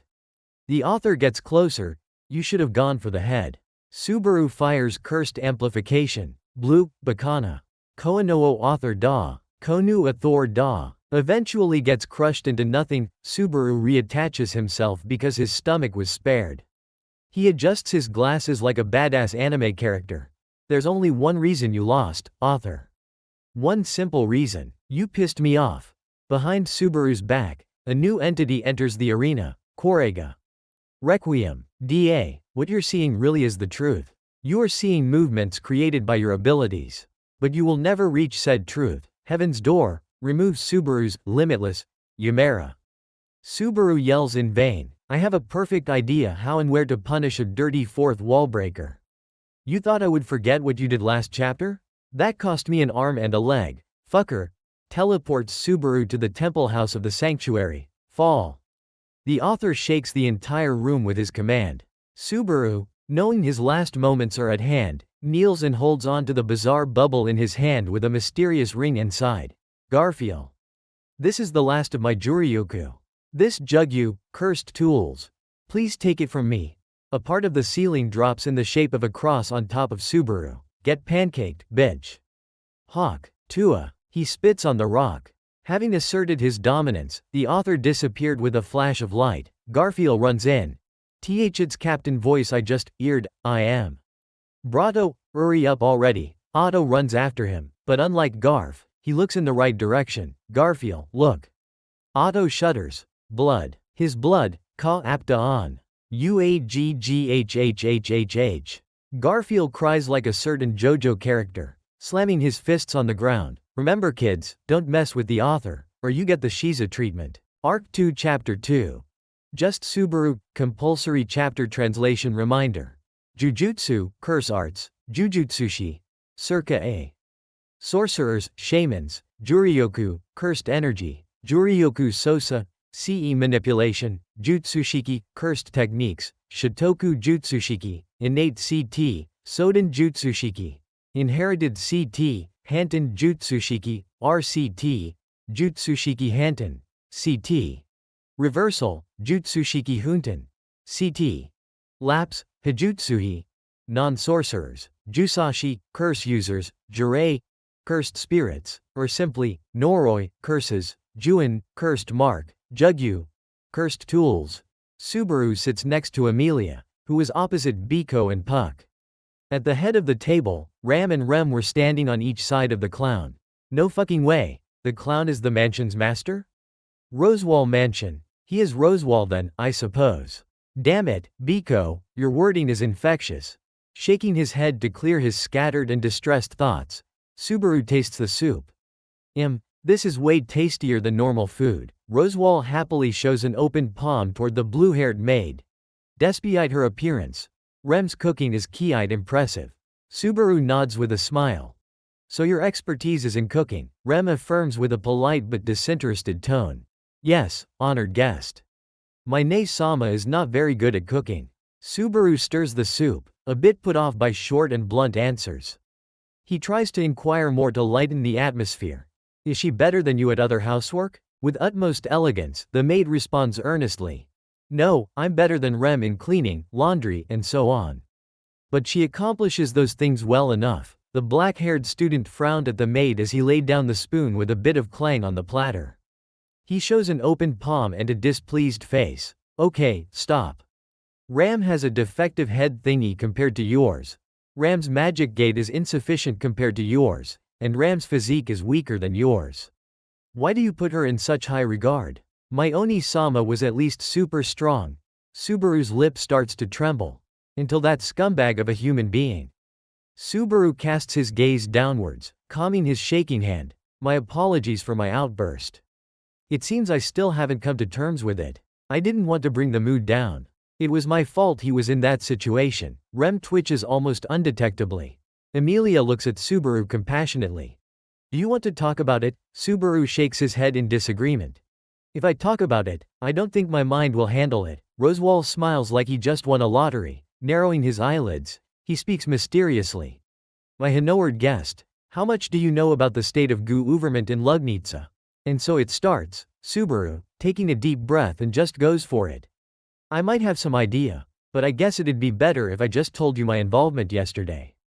Because that's what you truly want from me. He finishes with a thin, nervous smile. Rosewall, with his permanent grin, nods. And here we go. Time to bullshit my way out. I thought about it all morning, and since I know Puck can detect lies even from my previous life, I had to come up with an alibi, because I'm not risking RBD being found out. Reinhardt is an exception, because he's my strongest friend rival. You see, I'm not from this dimension. World. Reality, whatever is the simpler term for you. I don't know how or why, but I am here now. Ram's eyes widen, her words brimming with hesitant contemplation. That's hard to believe, but it could explain your overall weirdness. Are you from beyond the Great Waterfall? What is a Great Waterfall? Look, one moment I was on planet Earth in the country of Japan in the capital city of Tokyo at the Tomb of the Star Corridor. The next I know I am in whatever city I was yesterday. Subaru shakes his head. No, let me rephrase it. The visual sensation was as if I was phasing through, watching between the tomb and busy street, until it permanently decided for the city. Subaru mimes a scale that is oscillating until he just drops one hand and theatrically presents the palm of the other, symbolizing their world. That's all I know. Wait. No, we can speak the same language, but your writing system is strange compared to what I know from back home. Puck blinks a clear disbelief on his face and tells everyone. He seems to be telling the truth. Do you have any idea how he got here, Biko? This does sound like teleportation magic. But in my years of studying yin magic, I haven't heard of such an application that matches the description. Subaru perks up at the mention of yin magic, exalted to finally find out what his gate attribute was. Oh. Can yin magic manipulate space? That's super cool, and kinda fitting for me now that I think about it. My Soden Jutsushiki, inherited CT, limitless, can manipulate space. No magic was used when you did that trick with Rosewall, I suppose. But yin magic is much more than controlling space, in fact. Beatrice beamed with pride in her extensive expertise on that subject. She is a great spirit of yin after all, Subaru dared to hope. If one were to desire to go back, what would they need? There is a spell that separates the body and a limited area from the world, but it is difficult to predict where the subjects will end up, I suppose. They will simply be thrown into a dimension of their own with an infinite space between dimensions. In fact, it is possible to keep track of said pocket of space, I suppose. But that's even more exhausting, instead of just letting it wander off aimlessly forever lost. In fact, Beatrice had a satisfied expression and a slight tug upwards on her smile. She was very proud of her treasury of knowledge she had accumulated in her forbidden library. Her eyes, however, glinted with expectancy for admiration and praise. Subaru was grinning widely. Wait, hold on. You can send people to the shadow realm with yin magic? I'd better not lose against you, Biko, in the next shadow game. Laughing to himself, almost too creepily at a reference no one understood, while his amazement was well received, it was not the kind of praise Beatrice expected, and that made her frustrated. What the hell is a shadow game, I suppose? Oh, it's just a twisted game. Usually with cards, or in earlier iterations, any betting game in a fictional story from back home. Although in the Japanese version, the Shadow Realm is never once mentioned, only in the English translation. I learned to speak English while watching it. Watching weird monsters that duel for you and that don't want to kill you. For little Subaru, Yu-Gi-Oh! Or any horror genre was like exposure therapy. It was rough when some memories got triggered by association, but Subaru had to overcome the trauma to get stronger. Or that's what he thought, at least, because he wasn't sure how effective it was in bettering his Juryoku Sosa, CE manipulation, Ingrisho. Said Emilia in a broken Japanese accent, the word English. Subaru winced at the pronunciation in pity, but he also found it quite endearing. One of many languages from Earth. English is the most learned by other countries as a means to find a communicative middle ground. That's a very convincing story, dear guest. No doubt you will have plenty more of them that we never heard of. And of course you'll hold them to be true only in your mind in Hia art. Subaru was confused as much as Emilia was. That was precisely the point, because the effect was immediate to 4 other people in the room. Beatrice was the only one who mostly dismissed those seeds of doubt. But she knew that in theory, with water magic, there was a possibility that a technique of implementation of false memories existed. No, she was out of her depth there. Only a blue mage or that lunatic freak organization would know for sure. As for why Subaru didn't catch on to these subtle hints is because of several reasons. 1. His mind was still preoccupied with setting up his story to exclude RBD. 2. High pressure that came from the instinct of being like a mouse in a cat den. At his current power level, Subaru could hardly match anyone. 3. Rosewall's speech pattern was hypnotizing, and his emotional control is immaculate. 4. Rosewall's sentence was technically true. The only person who ever witnessed his old world was Subaru. You can hardly believe in what you cannot see.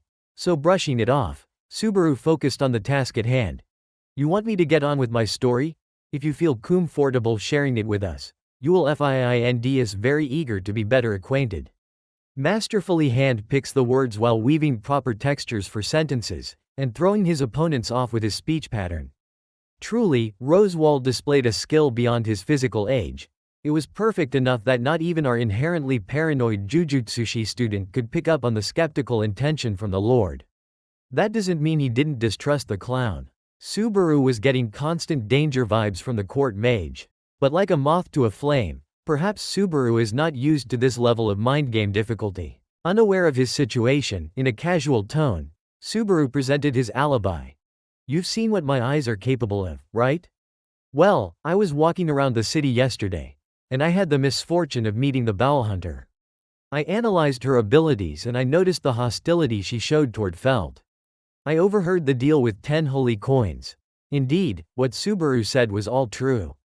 However, he remixed the order of events in his head to bypass Puck's lie detector. Rem responds, interested in the quantity. That's quite a price. I assume the Bowel Hunter didn't outright tell the girl what the true meaning is behind it. Subaru nods in confirmation before he continued. Now, Felt seemed like a good kid, so I decided to get her out of that sticky situation. I got lost a bit, but after waiting in a street, Ram couldn't help but interrupt. Ha. Of course, even an incompetent man could manage a simple task of tailing someone.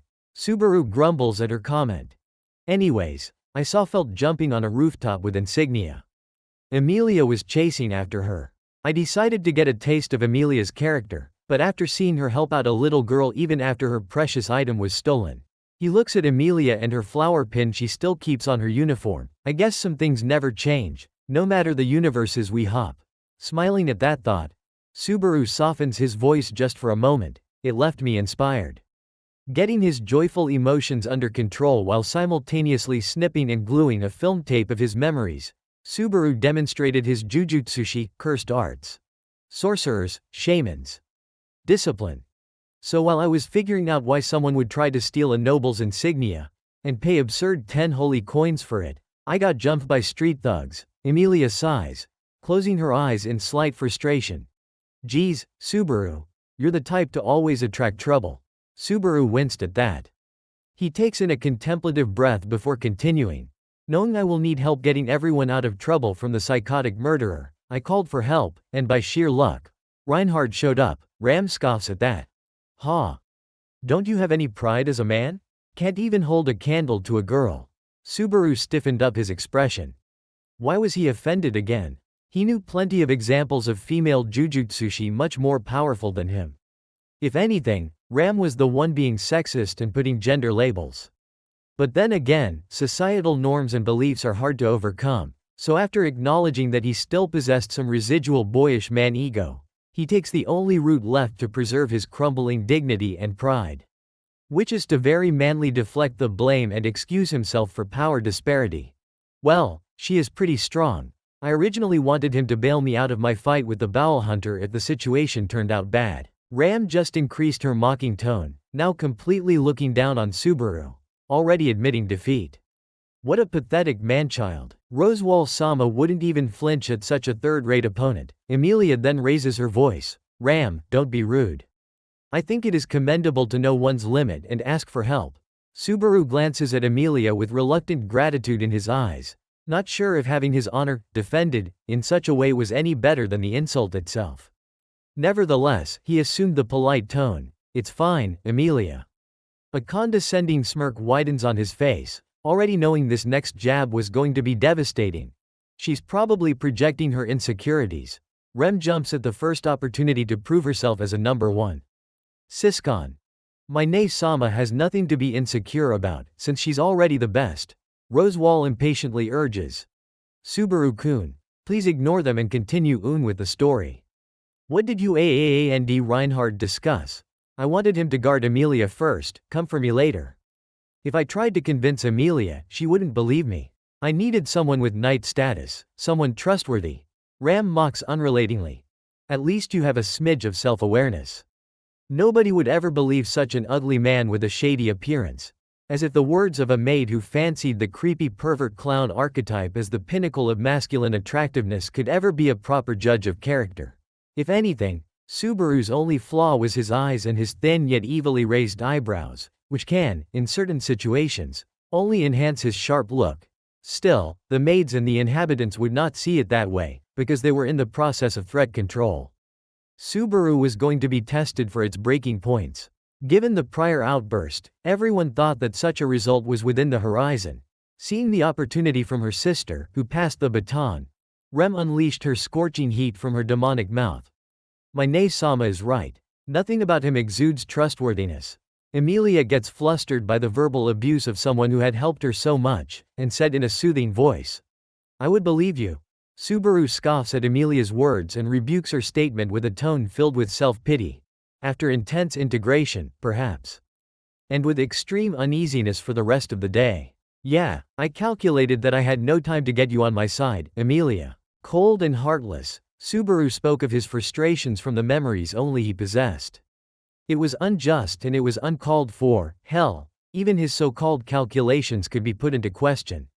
However, clarity with which he spoke, that unwavering certainty, managed to shake Emilia's self-serving subconscious self-image of a forgiving goddess. If she could forgive enough people, if she closed her ears just long enough, if she helped despite being stoned, perhaps the rest would drop their torches and pitchforks. Or hear this joke. If there is an evil person, she would most likely try to spank their asses until they cry, "Sorry, please, forgive me," and with that done, immediately integrate them back into society. Such naive methods are considered a solution for solving crime. Emilia had displayed them numerous times. While such actions and decisions did align with Buddhahood, in this cruel reality, such behavior is sadly unsustainable. But then again, perhaps the scariest part about Emilia's psyche is the forgetfulness. She has lost control of her emotions once, and the collateral, as well as her memories and guilt, got buried in the snow. Well, not quite extreme like that. Emilia is not a monster. It would be too cruel to just assume the snow doesn't sometimes unearth, uncovering its secrets. Still, it did not once impede her drastically when she goes about her day and her mini-chores. Pure and white like the first snow.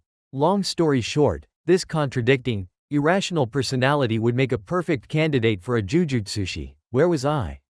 Subaru looks around the room. Rosewall, ever eager to satisfy his curiosity, drops his usual over-the-top intonation. "You were telling us about the deal you made with the Sword Saint." "Ah, yes. I told Reinhardt where to organize a meeting point between Felt and Emilia later in the evening." Emilia confirms it. "It was a very mind-boggling experience." Subaru shakes his head. Who even says, mind-boggling, in this day and age, humph. Pouting Emilia is the cutest. Subaru chuckled at that before he continued. The plan was set in motion. I just needed to figure out how to convince Felt she needed to run. I needed to figure out why the Bowel Hunter wanted to murder Felt after the deal was done. On my way to the slums, my mind was working itself to exhaustion. Ram snorts. Only a child could struggle at something so plainly obvious. Subaru finally had enough of it. Oh yeah? It is easy for you to say since you're already acquainted with Emilia. I had to go on small clues and details. The pink-haired maid. Always eager to take an opportunity to adorn herself in 5 sizes bigger shoes. Lifts her head in such a way to appear looking down on someone who is clearly taller than her, even when sitting on a chair. Ram doesn't need to question her intuition. Even if Ram wasn't privy to Emilia-sama's situation, Ram could have figured it out in an instant. Ram eagerly jumps in to compliment her sister. As expected of Nei-sama, she is sharp and savvy as ever. Subaru, having had enough of the sheer gall of these maids, sarcastically responds, "I'll believe it when the pigs start to fly." Ram with a smirk reminiscent of that classic shonen trope when the villain takes the hero's punch straight on the face unflinching, knowing he is leagues above anything they can dish out. Clearly, Subaru has set himself up for a trap. Then all I have to do is send you flying, guest Sama. Rosewall happily interrupts this vain bickering between the two. Well, for exaaa ample, am very interested to find out how your thought process works. Subaru could somewhat respect the caution the head of Mather's domain was pursuing. But from his previous experience from another world, such people are particularly troublesome to deal with. Putting that observation on a back burner, with much pride in his detective skills, Subaru responds in a sly tone. I assumed that Emilia is a noblewoman, due to her attire. The first thing that comes to mind is that she could easily find another accessory if it wasn't important. Yet she was very motivated. Is it sentimental? Possible. But Ram, meanwhile, rudely interrupts. Because she can't help her nature to immediately knock down someone a peg or two well, for anyone besides her sister, herself, and her employer.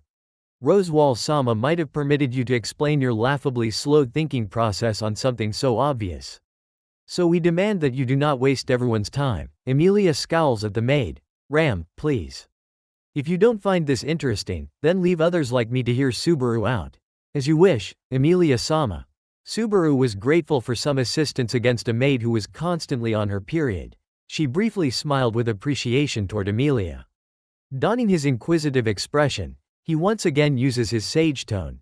But why would the black-haired assassin be so adamant about killing a child? To cover her tracks? A saying in my homeland goes like, "There is honor among thieves." Because Ram was silenced by Emilia, Rem, noticing Ram's displeasure, steps in to cover for her sister. Honor among thieves? Isn't that a bit contradictory? Subaru couldn't help but smirk. It seems that this world severely lacks some good literature that delves deeper into the criminal underworld and human psyche. But even if Subaru wasn't a fanatic of the psychological genre, this particular idiom had been ingrained into the common knowledge of every culture on Earth. The exact origin or root is likely unknown, but the first time the term was ever recorded was all the way back to the Roman Empire politician Cicero. It basically means they won't just go betraying and killing each other, because it kills the business. Bowlhunter needed more reason to burn the bridge. Puck smiles brightly. He had a change of heart regarding Subaru. A really small change. He still disliked the guy, and he feared that Subaru's innate talent to sway people around him was a danger to his naive daughter. But it was undeniable that he was fun to be around. Like observing a talented street performer, a comedian. He will punish him if he oversteps boundaries, no doubt, but he will also indulge in these fun moments. He will even play along. Ooh, I really like those colorful wordings. Are these common in your area? Beatrice smirks as she prepares a rebuttal, as a little revenge on the arrogant youth. There is some wisdom behind those metaphors, I suppose. But merely borrowing sayings from elders does not make someone intelligent and wise enough to discern the truth. In fact, Rem nods in affirmation. Great Spirit Sama is correct. So far, you haven't said anything substantial, Guest Sama. Subaru taps his temple with his pointing finger. Just think about it. Isn't it strange that Gut Hunter organizes such a methodical plan with excessive effort for something so insignificant? Why? So it can be sold back at a higher price? I don't think so. Rem relents at this explanation. I guess Guest Sama does have a point. Where are you going with it? Subaru puts his thumb and index finger on his chin. I concluded that this insignia had more value than even the most diehard, illogical sentimentality of a noblewoman could ever produce. Not to mention how Emilia's first instinct wasn't to call for guards to help her out. It wasn't sentimental, it was political. Everyone was mulling things over, and Beatrice spoke up for everyone. It's a bit of a leap in logic, but it does abide by the rule of probability, I suppose. Subaru mimics with his hand as if he is holding something with his 3 fingers on his left hand. With all these cards in my hand. The black-haired boy mimes taking each card from his holding hand and slamming it on the table one by one. Knowledge about Bowlhunter's intentions. True nature of the deal being politics. A way out with Reinhardt for rescued party. And a media I brought from my homeland that was worth 20 holy coins. After he was done with his play, he showed 4 fingers to drive the point in. I had all the tools to get Felt and Old Man Rom out of the loot house. Subaru pretends to gather all the chips from the table. Puck, reading his intentions, finishes the comedy duo. Remind me to never play cards with you, Subaru-kun. I'll gamble away all of the savings for my daughter's education. Emilia's eyes water with hurt. Puck. How could you even think about such mean things? I'm kidding. I'm kidding, said the irresponsible father incarnate. Perhaps he won't gamble away Emilia's savings, but he will definitely be gone for milk and cigarettes. Subaru smiles at their cute banter. Anyways, I waited for the serial killer to come. She introduced herself fully, because I outsmarted her, and then what am I doing? Subaru was shaking. He rose from the seat. I can't tell them what happened. How would they look at me? He looked around, but as he remembered Reinhardt's face looking away from him with disgust, he could no longer hold it in, and he threw up on the floor. Keep it together. They mustn't know.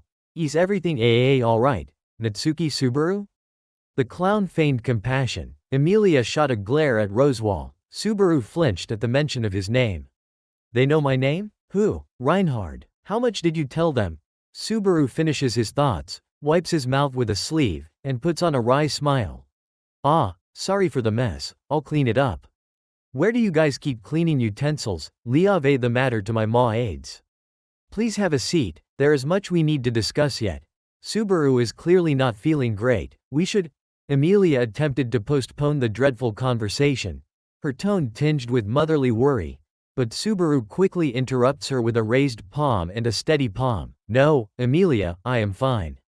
Thank you. If you're fine with it, Rosewall-sama, I would like to skip over my unpleasant meeting with a bowel hunter. Fine by me. How did you know he was Rosewall? The landlord smirked, to which Subaru raised an eyebrow, looking at him as if he were some kind of idiot. Are you serious? You sit at the head of the table, 2 maids beside you. Seeing how nobody opposed your antics, if you really were a clown you dress like they would shoo you away. But after all this time, only one conclusion can be made. You might as well have an LED billboard sign above your head. Yes, I'm the eccentric noble of the Rosewall Manor. Emilia giggled. He got you there. Beatrice was also in a better mood. Serves the clown right for his insulting choice of attire and speech pattern. Rosewall interlocks his fingers, leaning forward so that his mouth is hidden behind his hands. Your story is most fascinating. Natsuki Subaru.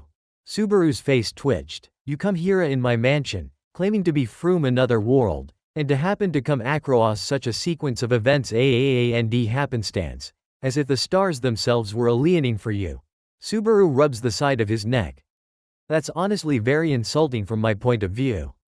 Me lucky? What a tasteless joke. I am not in the mood for laughs, so could you get to your point? Subaru had to be very careful not to appear hostile. He was still very much in danger here. Rosewall waved his hand dismissively with one blue eye closed. My. There is no need for your pride to get hurt. I'm merely stating the facts. Subaru adjusts his blindfold while smiling widely. I want to punch him so hard. He takes a breath and says with a voice trying to suppress sarcasm. Sure thing, Rose Kai. I saddled up a magical unicorn and rode the rainbow until I found a pot of gold. Rosewall chuckled a bit, but he got it under control quickly. That control he had over himself didn't stop him from being just a tad bit more excited. You have such an AAMUSING vocabulary. Indeed, a pot of gold you have found.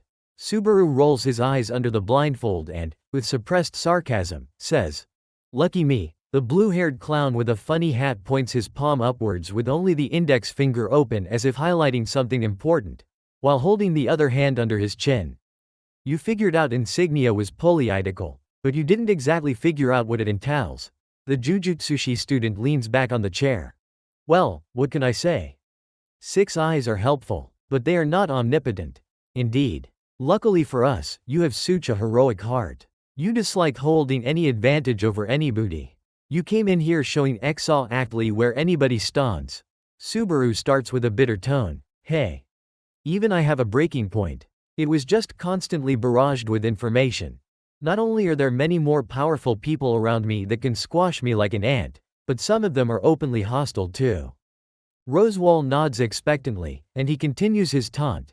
Never once lying but you openly showing your BAACK story to us of a knight saving a priance. I'm no knight.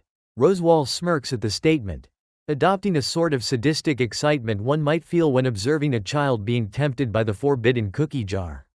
Subaru could obviously see something amiss, but he brushes off his suspicions to avoid antagonizing someone so influential, rich enough to own a massive mansion and strong. At least for now. Taking a breath as if admitting a grave sin. And I didn't save anyone. The statement wasn't wrong. Subaru never witnessed Emilia die. Even in the original timeline might have had a happy ending without Subaru's presence. Subaru did intercept Felt from setting the slum residents to misdirect Emilia until she had no more assistance from Puck. Without Subaru, Rom and Felt would have died, but would Emilia be naive, foolish, and arrogant enough to enter a dark loot house on her own? So self-assured of her strength. No, she would die. Being so utterly embarrassed by the bowel hunter and having to be rescued by someone so weak as Subaru was a proper wake-up call for her. This Emilia, however, won't be cured of her tragic incompetence, but Subaru will hammer out those impurities eventually. He plans on teaching them Jujutsu after all. Rosewall waves it off. Ooh, but a princess you did save. Was the court clown still adamant on doing his routine? Well, Subaru had no intention of entertaining this over theatrical eccentricity. Hey, I don't remember carrying a princess in my arms after capturing an assassin, I remember passing out. Bitterness not only at himself and his weakness, but the whole absurdity of this situation. A frustration built up from losing control over the conversation. Truly, he was at the mercy of the current of words. Utterly helpless without a oar to steer himself away to safety. There is no way he could have anticipated the crashing wave of the Lord's next sentence. You are correct. You didn't see a area princess, but a princess did carry you. Everyone laughs, except Emilia, who was red as a strawberry, and Subaru, after noticing Emilia's expression, looked like he was neutered then and there. No way. Emilia? She cowered her face. Subaru visibly cringes. GHK. I'll have to digest that later. Having been dealt a devastating blow to his pride, it only accentuated his level of self-control, resilience, but also resourcefulness when he managed to pick up on something from his previous dialogue. He began to detect a motif in the mind game the magician played. I noticed you keep mentioning the word princess. You truly are clueless, aren't you? Natsuki Subaru? Rosewall shakes his head, smirking condescendingly. After the previous king went missing, an epidemic broke out inside Lagunika's Ca Osel. King and his children were the last of their line. Currently, the nation is being managed by a council of wise men, and they are in the process of selecting a new king. Subaru brought his hand to his lips as his cogs were starting to turn. Death of the king's family. Wise men. Selection. New king. Insignia. Emilia is a princess. No fucking way. Emilia is. He looked at her with wide eyes. The silver-haired beauty responds meekly. My status is a candidate to become the kingdom of Lugnika's 42nd ruler. Something feels out of place. Yes, Subaru could ignore it so far, but it doesn't mean he didn't observe. He simply convinced himself that he would eventually win them all over to his side. If he managed to rearrange the truth, he had never even considered that he never had a chance in the first place. As if being compelled to say the first thing that comes to his mind, like in a trance, he unravels his thoughts aloud. And my involvement suddenly becomes suspicious. At each point, Subaru stretches out a finger of his hand. I somehow have a solution to every problem, and unique abilities never heard of. Charisma to make a high-ranking knight trust me completely, wealthy backing by throwing away something so valuable on a whim. An immense intellect to plan 10 steps ahead. And an inability to confess what really happened to the gut hunter. The 5 fingers were presented audaciously, under the sun. He took a long look at his palm. A hand that betrayed him. A hand that he could never turn back again in his favor. Maybe a finger or two he could rationalize to them, but, from your perspective, I might as well have hired everyone and acted on a stage. What is more believable? A criminal mastermind or a hero who simply got lucky? Everyone looked at Subaru with varying levels of suspicion. Rosewall hammers the point in. Precisely. Subaru stood up with sudden motion. While his face was stoic and voice level, his hand was shaking in rage. I thank you for your hospitality, you have been too kind. But I think I overstayed my welcome. Subaru tried desperately to stay calm. Since all of my earthly possessions are currently on my person, I can now freely leave. Nobody dared to say anything. Not even Emilia. She couldn't understand what was happening, yet feeling the urge to do anything. Not that it mattered, she felt afraid to say anything. As if a large predator suddenly entered the room, ready to pounce on a single tiny whisper.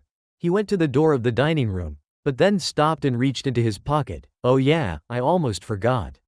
You did rent me a room for the night, cleaned my clothes, gave me this nice cloth for a blindfold, and offered me one very tasty meal. Unfortunately, it ended up on the floor. Since I don't want to be in your debt. Subaru slowly pulled out his hand and, for a second, pondered just damaging the floor by infusing coins with cursed energy. Remained cool, Subaru, in and out. He took a breath and exhaled. Taking another short one to speak. I believe this should cover it. And threw the coins on the ground. Everyone flinched at this. As the coins were rolling on the ground, Subaru took off his blindfold and looked at each and every one of them with mild disgust. He waited until the last coin stopped rolling. Keep the change. And walked out. Navigating the halls, he exits the front door. Subaru felt empty, and it felt right. It was liberating. He was halfway to the exit of the estate when Subaru felt his hand being pulled back. It was Emilia. Please don't go, Emilia begged, her head bowed down, trying his best not to laugh in hysteria. He asked her, I don't understand, Emilia. What do you want from me? She was caught in a moment of utter unpreparedness. She desperately tried to find a reason for her best chance of a friend to stay.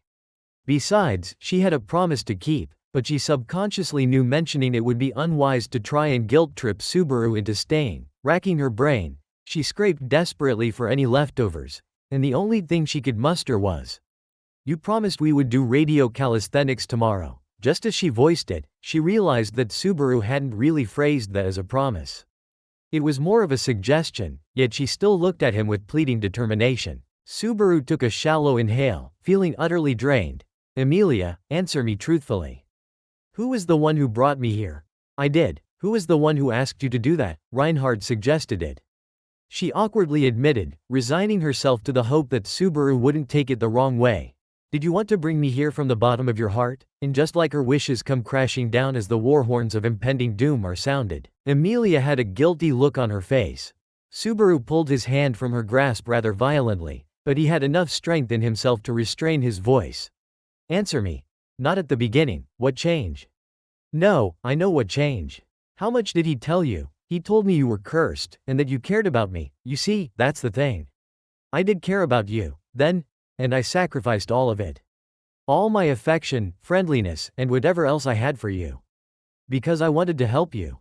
Because the world was too cruel to you, and everyone hated you. I wanted to give you at least one gift of good fortune. Stunned by his proclamation, an uncomfortable feeling of being seen through by an all-seeing entity, she gasped for breath like a fish on land. Yet she was enticed to rebel against this oppressive aura by her very own survival instinct. How do you know all of that? Are you serious right now?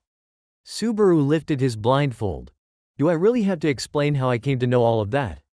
You heard my story. Hey Puck, did I lie? No, he did not, Leah. Subaru pulled down his blindfold again. When I exited that room, when I exited that hell I'll never escape from. When you asked me what my name was, do you remember what I told you? It didn't matter? It means I lost my name in that loot house. I don't consider myself human anymore. And I have you to thank for. It was neither an aggressive nor was it indifferent voice. More like subtle frustration and blame shifting. Like a child after being scolded for no reason, Emilia defended herself with a hurt and indignant bell-like voice.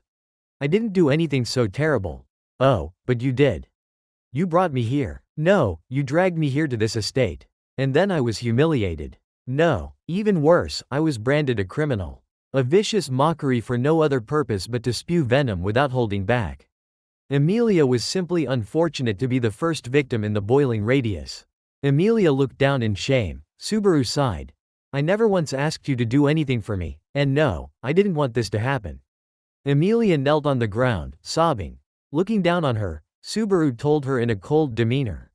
Even now, I feel like the worst person on the planet for doing this to you. Oh, how I wish to be everything you need me to be. Just to see you smile. With a voice as if mocking himself, Subaru shakes his head with a pained look in his eyes. Then, don't go. Don't leave me like the rest did. Emilia was reaching deep into her trauma. Something about this situation reminded her of a certain scene. Yet she could not remember what. I don't know if I have the strength to do that. I really want to. But look at them. Subaru raises his hand to point back at the Rosewall mansion. After all the truth I gave to them, they still found a way to flip it all on its head. They will never believe me. Still on the ground, Emilia clasps her hands as if in a prayer. I believe in you, Subaru. Subaru shook his head, denying her last-ditch attempt. Even you doubted me when I needed you. I saw it, Emilia. Juryoku, cursed energy, doesn't lie. I didn't think clearly. What a cruel image it was seeing her regress this far back in time. Subaru kneeled facing her, this time brimming with compassion. He spoke. I was judged too, you know. For existing. I lost so much, and I still blame myself for everything. I think you feel the same, right? Emilia stopped crying. And Subaru hugged her. I might not have experienced the entire world hating me like you did. I know that because Reinhardt told me about Satella.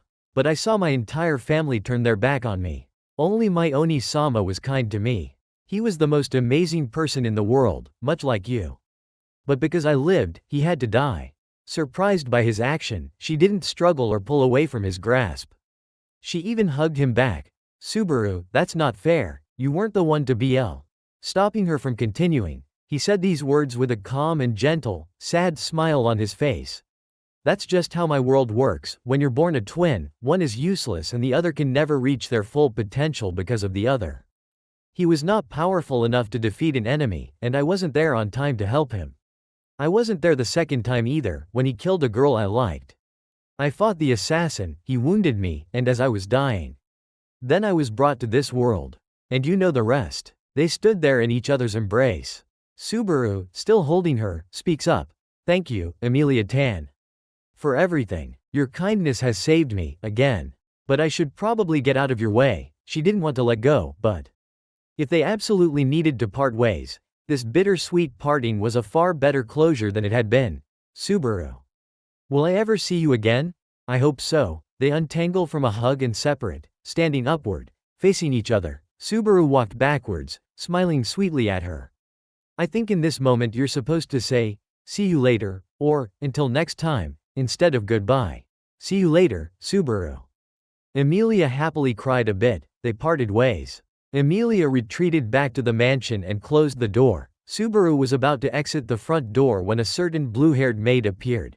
Was that story true about your brother? Subaru was highly displeased with her, and it showed in his expression and speech. It's rude to listen in on someone's conversation. Thinning her lips, she acknowledged her rudeness. Still, she pressed on. Subaru, please lift your blindfold. He does, and her cursed energy was stable. Please. Rem needs to hear your whole story. Subaru stood there for a while in silence. My Oni-sama was the strongest there is. Ever since his childhood, he has been a prodigy. His cursed energy manipulation was a thing of beauty. Everybody in our family, our clan, admired him. I, on the other hand, was his talentless twin. The only feature we had in common was the heterochromia iridis. While I had one half of 6 eyes on my right eye, he had the other half on his left eye. We both had a normal brown eye. Oni-sama had white hair and nicely shaped eyes, while well, Subaru points at his face, signaling at his mean Sanpaka eyes with a dropping upper eyelid, and his thin yet raised eyebrows giving him a resting scowling face. He cast his face downwards. He started talking disinterested voice with a hint of bitterness. I always wondered why they let me live, you know. I think at first it was out of pity, but later they didn't care enough to kill me because Oni-sama was strong enough, so they didn't have a need to boost his power with my death. To tell something so disturbing with such a calm voice. It was definite proof that there was something wrong with him. Yet to Rem, she devoured his every word with religious infatuation. Her Juryoku spoke of sadness, pity, bitterness, and, in traces, resentment. She was clearly resonating with Subaru's own feelings. But what truly made Oni-sama the greatest there is that despite being put on a pedestal, he would look my way too. He made me promise that we would become the strongest together, and we could change the world to fit us better. And so I did my hardest, training my body to the limit and beyond. I had to learn other things too. Like sewing, cooking, and other household stuff, because everybody ignored me at best. Rem listened carefully, comparing just how Subaru's life reflected hers. Her Juryoku was temporarily gone as she was glad for the downtime away from all the misery in Subaru's life.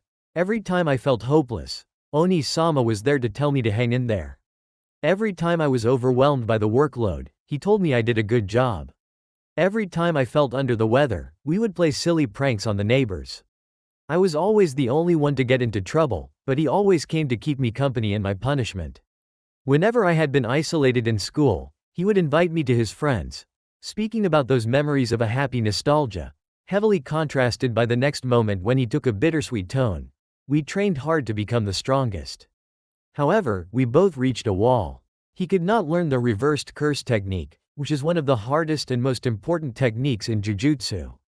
It unlocks all our ultimate attacks, and it grants the user unlimited healing, and unlimited infinity the barrier you saw. Subaru took a pause.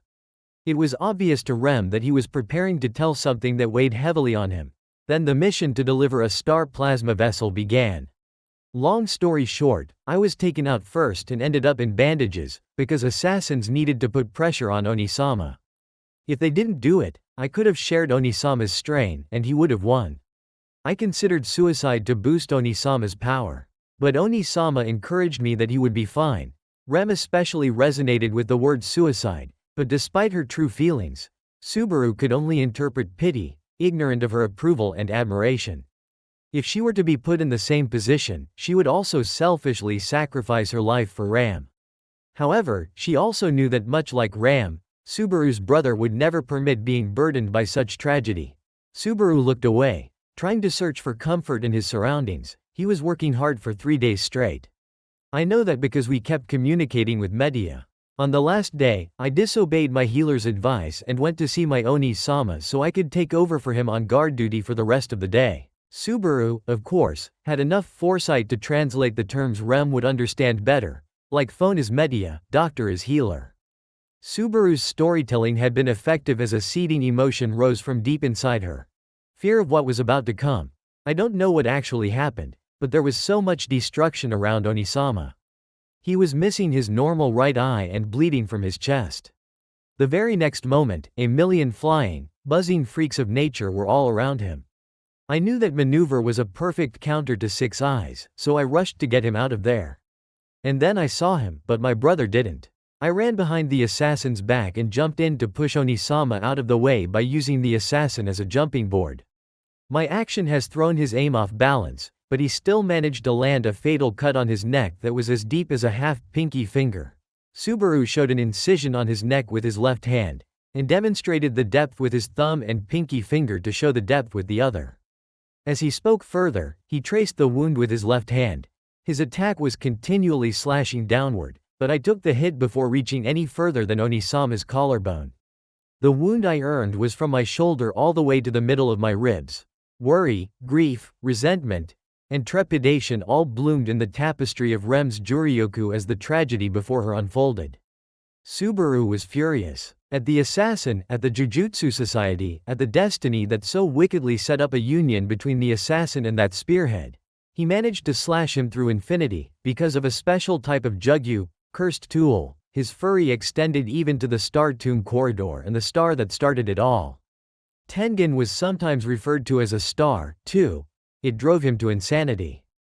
Her? A star? Because of her damn 400-year repeating cycle of fusion, this whole cycle happened in the first place. She was the only reason why the Gojo family inherited the Six Eyes limitless technique. Ever since childhood, she was the true culprit behind the tragedies that rained down upon him, no matter how unintentional. He wanted to pry off that name from her bloody corpse and her blood-stained hands. The name of a star belongs solely to Subaru. But still, he failed. Perhaps the irony is that all humans named after the stars are destined to fail spectacularly. A divine retribution for daring to arrogantly elevate oneself to something so long-living and pure. Mortals should always do well to keep their heads low. Rem heard his story, and although fear gripped her heart, she desperately needed to find out. Did you take your Oni-sama to safety? This question not only served as an answer to a compelling story, but she also searched for some answer or perhaps salvation. She was very personally invested, almost projecting her own experience onto Subaru. However, seeing his reaction, she prepared her heart for the worst. Subaru was shaking, anger and frustration. He could no longer hold it in. I ran and ran. Knowing the assassin might be behind me, I felt my Oni-sama grab my shoulder. Riko, Geto.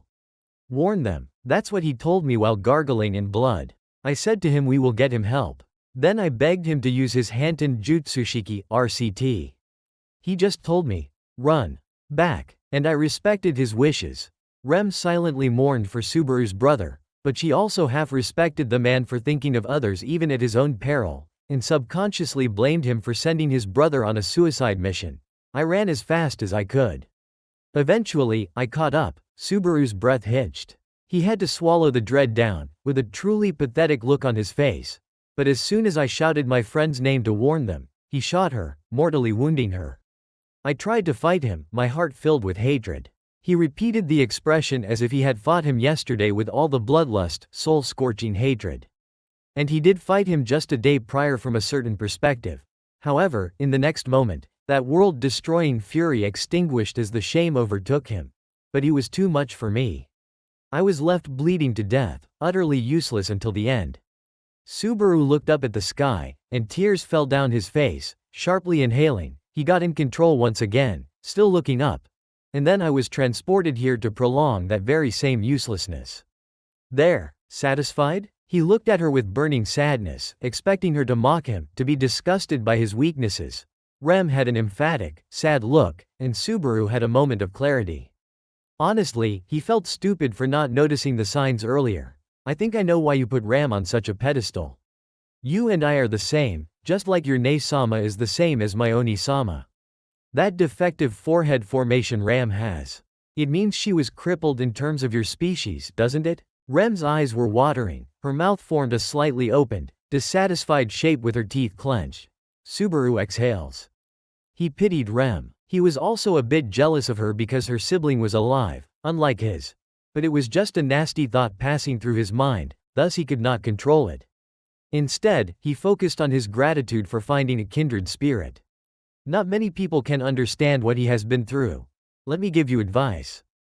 Just like I promised my brother to be his second set of 6 eyes, you have to promise your sister to be whatever she is missing on her head. But unlike me, actually be there for her. No matter how hard it is, no matter how cruel you have to be to others, no matter who you have to destroy. Rem nodded, but really, Subaru didn't need to tell her that. Because she had already devoted herself to her sister like that. But also don't forget to enjoy your time spent with her. Your Ne-sama wants you to be happy too. So take better care of yourself. Because you're everything she is missing. Rem's eyes glistened as she smiled. The first genuine smile in a long time. There you go. You look fanatical like a demon. Fanatical. Like a demon? That's something my Oni-sama and I used to say to each other. It's like a demon version of divine possession. It's way cooler, isn't it? Subaru gave a wink with a grinning face to compliment it. Subaru, do you like demons? Subaru smiled knowingly. What he was about to say might even sound heretical in other religions. Deities usually sit on their asses, not contributing to the world too often. After all, Subaru and Satoru planned to change the entire Jujutsu society, slowly but drastically. To better benefit them both. Gojo's name was often deified, however, to truly make a change, one would need to ready themselves to do anything. No matter how devilish the methods are, but with a demon, you can laugh when talking about the future and what the next year will bring. Because you never know what will happen. Like demons, they plotted and accumulated power, preparing to strike at the heavens. What a weird guy, honestly. Rem sighs with a smirk. Subaru puts his blindfold back on. That's right. I am a pretty loony and wacky guy. He passed right beside her, waving his hand goodbye with his back turned. Hey. Well, I guess I'd better get going. See you later. Subaru starts to head out, only for Rem to rush in front of him, her arms spread out. Subaru. I am afraid I can't let you leave this mansion. He tilted his head at her, ready to pop a vein. Is this some sort of I can't let you leave now that you know? What the hell, man? Nothing like that. Rem grinned greedily as she closed her eyes and shook her head in denial. She opened her eyes with possessive intensity. You're far too useful to just let go. Please let Rem vouch for you. Ha ha ha ha ha. He laughed for a long time. Ha ha ha ha. Oh man. Subaru clutched his abdomen while he palmed his forehead with his right hand. You guys are fucking crazy. Subaru-kun. It's not nice to say that, especially when I put the honor of the entire domain on a scale. The entire time while she spoke, Subaru tried to stifle his laugh. He even tried to put his hand on his mouth to silence it with little success. He finally managed to somewhat calm himself down to string a sentence out. I mean, you gotta see it from my perspective. He took a deep breath, suppressing the last few chuckles. First, you drag me here without my consent. Make fun of me the entire morning. Then you insult me at a lunch table and accuse me of being a manipulator. And now you know what? You all want to employ me? Rem looked away, a bit embarrassed, but she still stood there like a T-posing statue. Shaking his head, Subaru sighed. So which job do you have in mind for me, Subar no? Sensei. I want you to teach me about Juryoku, cursed energy. Subaru shows his palm in a stop gesture while shaking his head. Sensei is too much, I still have a lot to learn, but senpai should be fine. And no, that won't be my job because I was planning to do that for free. Well before the lunch humiliation. What else do you have? Rem lowered her outstretched hands, now that she was certain that Subaru was at least considering it. She racked her brains in pursuit of a profession that would suit someone of Subaru's character the best. Finally, it dawned on her as she widened her eyelids. Well, I have heard that Emilia's night position is vacant. Subaru lifts his blindfold. Until now, you had my curiosity. Now you have my full undivided attention, HMH. Rem smiled. The dining area was silent, and nobody really had much of an appetite despite the occasional clatter of the silverware against the porcelain plate. The most troubled one seemed to be Rosewall. Well, troubled might be a strong word, for he was deeply contemplative with his fingers locked in front of his mouth, his elbows resting on the table. This whole situation had not gone as he had planned, as soon as the boy entered through the gate. What Emilia had told him last night deeply unsettled him, and Subaru's story and behavior only enhanced his trepidation. Not to mention his arsenal of skills that exceeded all expectations. Kept in the dark, Rosewall was not, and is not, prepared for the threat level the otherworlder posed should Subaru not have been the one he had expected. Thus, Rosewall had no other choice but to approach the matter cautiously, putting the boy on a trial by raising suspicion with the staff and inhabitants. What he had not predicted was that Subaru was this. Independent. Instead of desperation for any kind of familiarity and allies, he had immediately decided to throw himself against the merciless current of the unknown. The sea eskened 6 eyes. He muttered suddenly, to which Ram sharpened her gaze at her master. It doesn't matter. Just one tiny divergence is nothing compared to 400 years of devotion. There are other ways to acquire the most valuable asset essential for the dream of Mather's lineage. That pride of Gojo's bloodline will be a thorn in his side, but with enough devotion and proper timing, everything will fit back to its proper place. The harder the labor, the sweeter is the reward. Still, must you make it this difficult? There was no accent to his last sentence. Just as Rosewall nestled back into his chair, a distant whispered chatter could be heard from the door. Emilia, with her elven ears, turned to the door first. Her eyes widened in disbelief. Then a knock is heard, to which Rosewall ushers the person to come in. Everyone held their breath as the knob turned and the door swung open. The door opened to reveal a nervous-looking student with a black blindfold covering his eyes.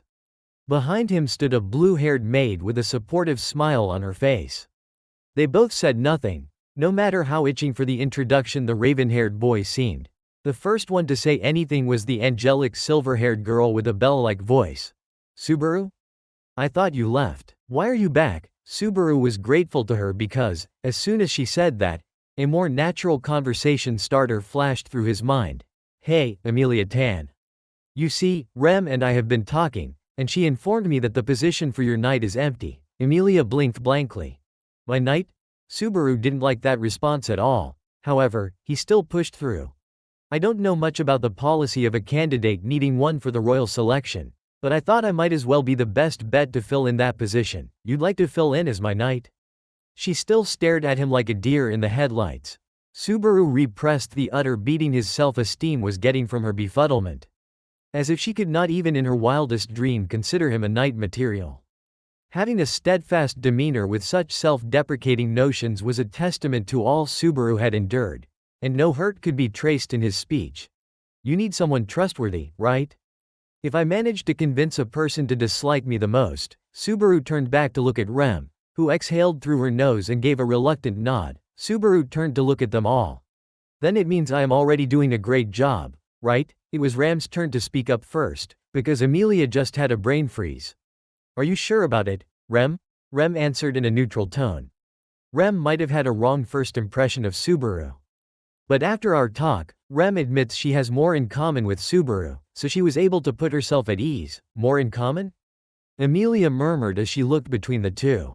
Ram looked at her master with a barely noticeable amount of shock in her eyes.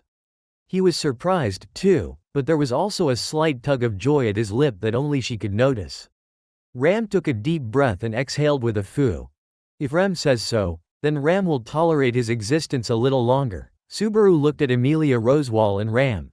Then back at Emilia. Since your sponsor hasn't raised any objections. He gave an awkward look at Rosewall, and Emilia followed suit. Rosewall gave both of them an affirming nod. After which, both Emilia and Subaru turned back to look at each other as Subaru continued. Only your word remains. Subaru suddenly was struck with realization, and he apologetically nodded at the cat spirit. Oh, and Puck's too. You are quite close after all. Personally, I think you're not quite a good fit for my daughter's knight due to your impulsiveness. Puck chastised with a stern and annoyed voice. In my defense, I held myself back quite a bit, Subaru said in an annoyed but joking and light-hearted tone. However, the looks everyone gave him made him metaphorically shrivel up in his mind. Even Rem whispered behind him with judgment. Subaru. Regardless, I will side with whatever decision my precious Leah makes. Puck relented with a sigh. After all, the boy is a pretty good meat shield. He only needs to correct his chatty mouth and flippant behavior. Perhaps he could put the annoying dog in its place with proper lashings. I'll take what I can get, thank you, Puck. What say you, Emilia? Emilia looked around the room and caught the anticipating gazes focused directly on her. She felt so small under such scrutiny. She stammered out. This is all wrong. Subaru chuckled awkwardly at that response. Geez, Emilia Tan. I might be tough as a nail kind of guy, but even I have feelings that'll sting if you say something like that. If you're going to reject me, please hold back your punches or I'll cry. It's not like that, but Subaru, you know that I am a half-elf, right? There was a slight hesitation in her voice as if confessing a great sin over which one may lose the trust of their friend. A gorgeous one too. Yeah, I know that all too well. Subaru, in response, thought that the ideal trajectory of this conversation would be if he completely ignored her and seized every opportunity to flirt with her. This is not the time for jokes. I am a silver-haired half-elf. Completely brushing off his attempts at closing the distance, the idea of someone flirting was so utterly alien that it might as well not exist at all. Thus, Emilia could only interpret it as some sort of prank. This, of course, was not a proper way to outright reject Subaru's advances, so he spoke even bolder. I bet it's smoother than silk, too. I might have a tough time preventing people from touching it. Only a knight has a privilege. I am a pretty good styler too. Puck was the one to object to Subaru, his voice oscillating with arrogance and jealous possession. That ain't happening in a million years. Emilia is contracted by me to take care of her hair. That privilege is solely mine. Try to butt in and I'll freeze you solid. Sheesh. This cold attitude from a stray cat will give me an instant frostbite. Subaru jokingly jumped away, shielding his body with his arms as if trying to cover the most area with them. Emilia pouted at the two engaged in this weird comedy routine. I knew it. You, too, are making fun of me. You ought to stop it. Who says ought anymore? Subaru had no intention of dropping his foolishness. Emilia, of course, had enough of it. Why don't you ever listen, Subaru?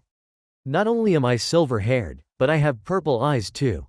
Subaru scratched his cheek contemplatively. Yeah, we usually don't have that color back home unless you put special colored lenses in your eyes.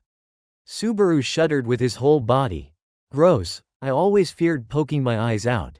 He still speaks nonsense, avoiding the problem, thought Emilia, who was already at the end of her patience. Take this seriously already, Subaru. I have all the characteristics of the Witch of Envy. So? In response, Subaru merely shrugged his shoulders. Don't you get it? Emilia lowered her head, swept away by a crashing wave of unpleasant memories that invoked sadness and fury. It was clear that the conversation was going nowhere. Subaru scratched his cheek, trying to figure out a new angle of attack. This time, he needed to completely separate Emilia from every preconceived notion the society gave her about her appearance. It took a few moments, but finally, a two-step argument was brewed in his mind. Reinhardt told me she destroyed the world a long time ago. She's not destroying it anymore, right? Rem responded to his query with a sagely tone. She was sealed by 3 great heroes 400 years ago, but a threat of her return remains. Given how Emilia doesn't want to destroy the world, that means she is not her, correct? Subaru looked at everyone for an answer despite how stupid it sounded. That's not the point, Subaru, Emilia exhaled in exasperation. Why couldn't he understand already? Emilia could not fathom this absurdity. It was so glaringly obvious even an airhead like her could figure it out by now. Yet Subaru stubbornly just doesn't get it. If you choose to follow me, then you'll be in the same position as me. Everyone will be mean to you, too. The word, mean, was certainly an understatement of the century, and Emilia spent most of it frozen, trying to save a girl everyone wanted dead, getting beaten to a pulp because of it, yet rushing in against impossible odds. Subaru smiled as he traced the familiar storyline. The world has changed, but the game hasn't. Perhaps this time around I'll be there on time and succeed. You're serious about it? Her face scrunched up in shame and sorrow. Emilia Tan, if that's your only concern, and you don't mind someone useless like me to help you out. He looked away, scratching his cheek with somber swipes. You're not useless, and I don't mind.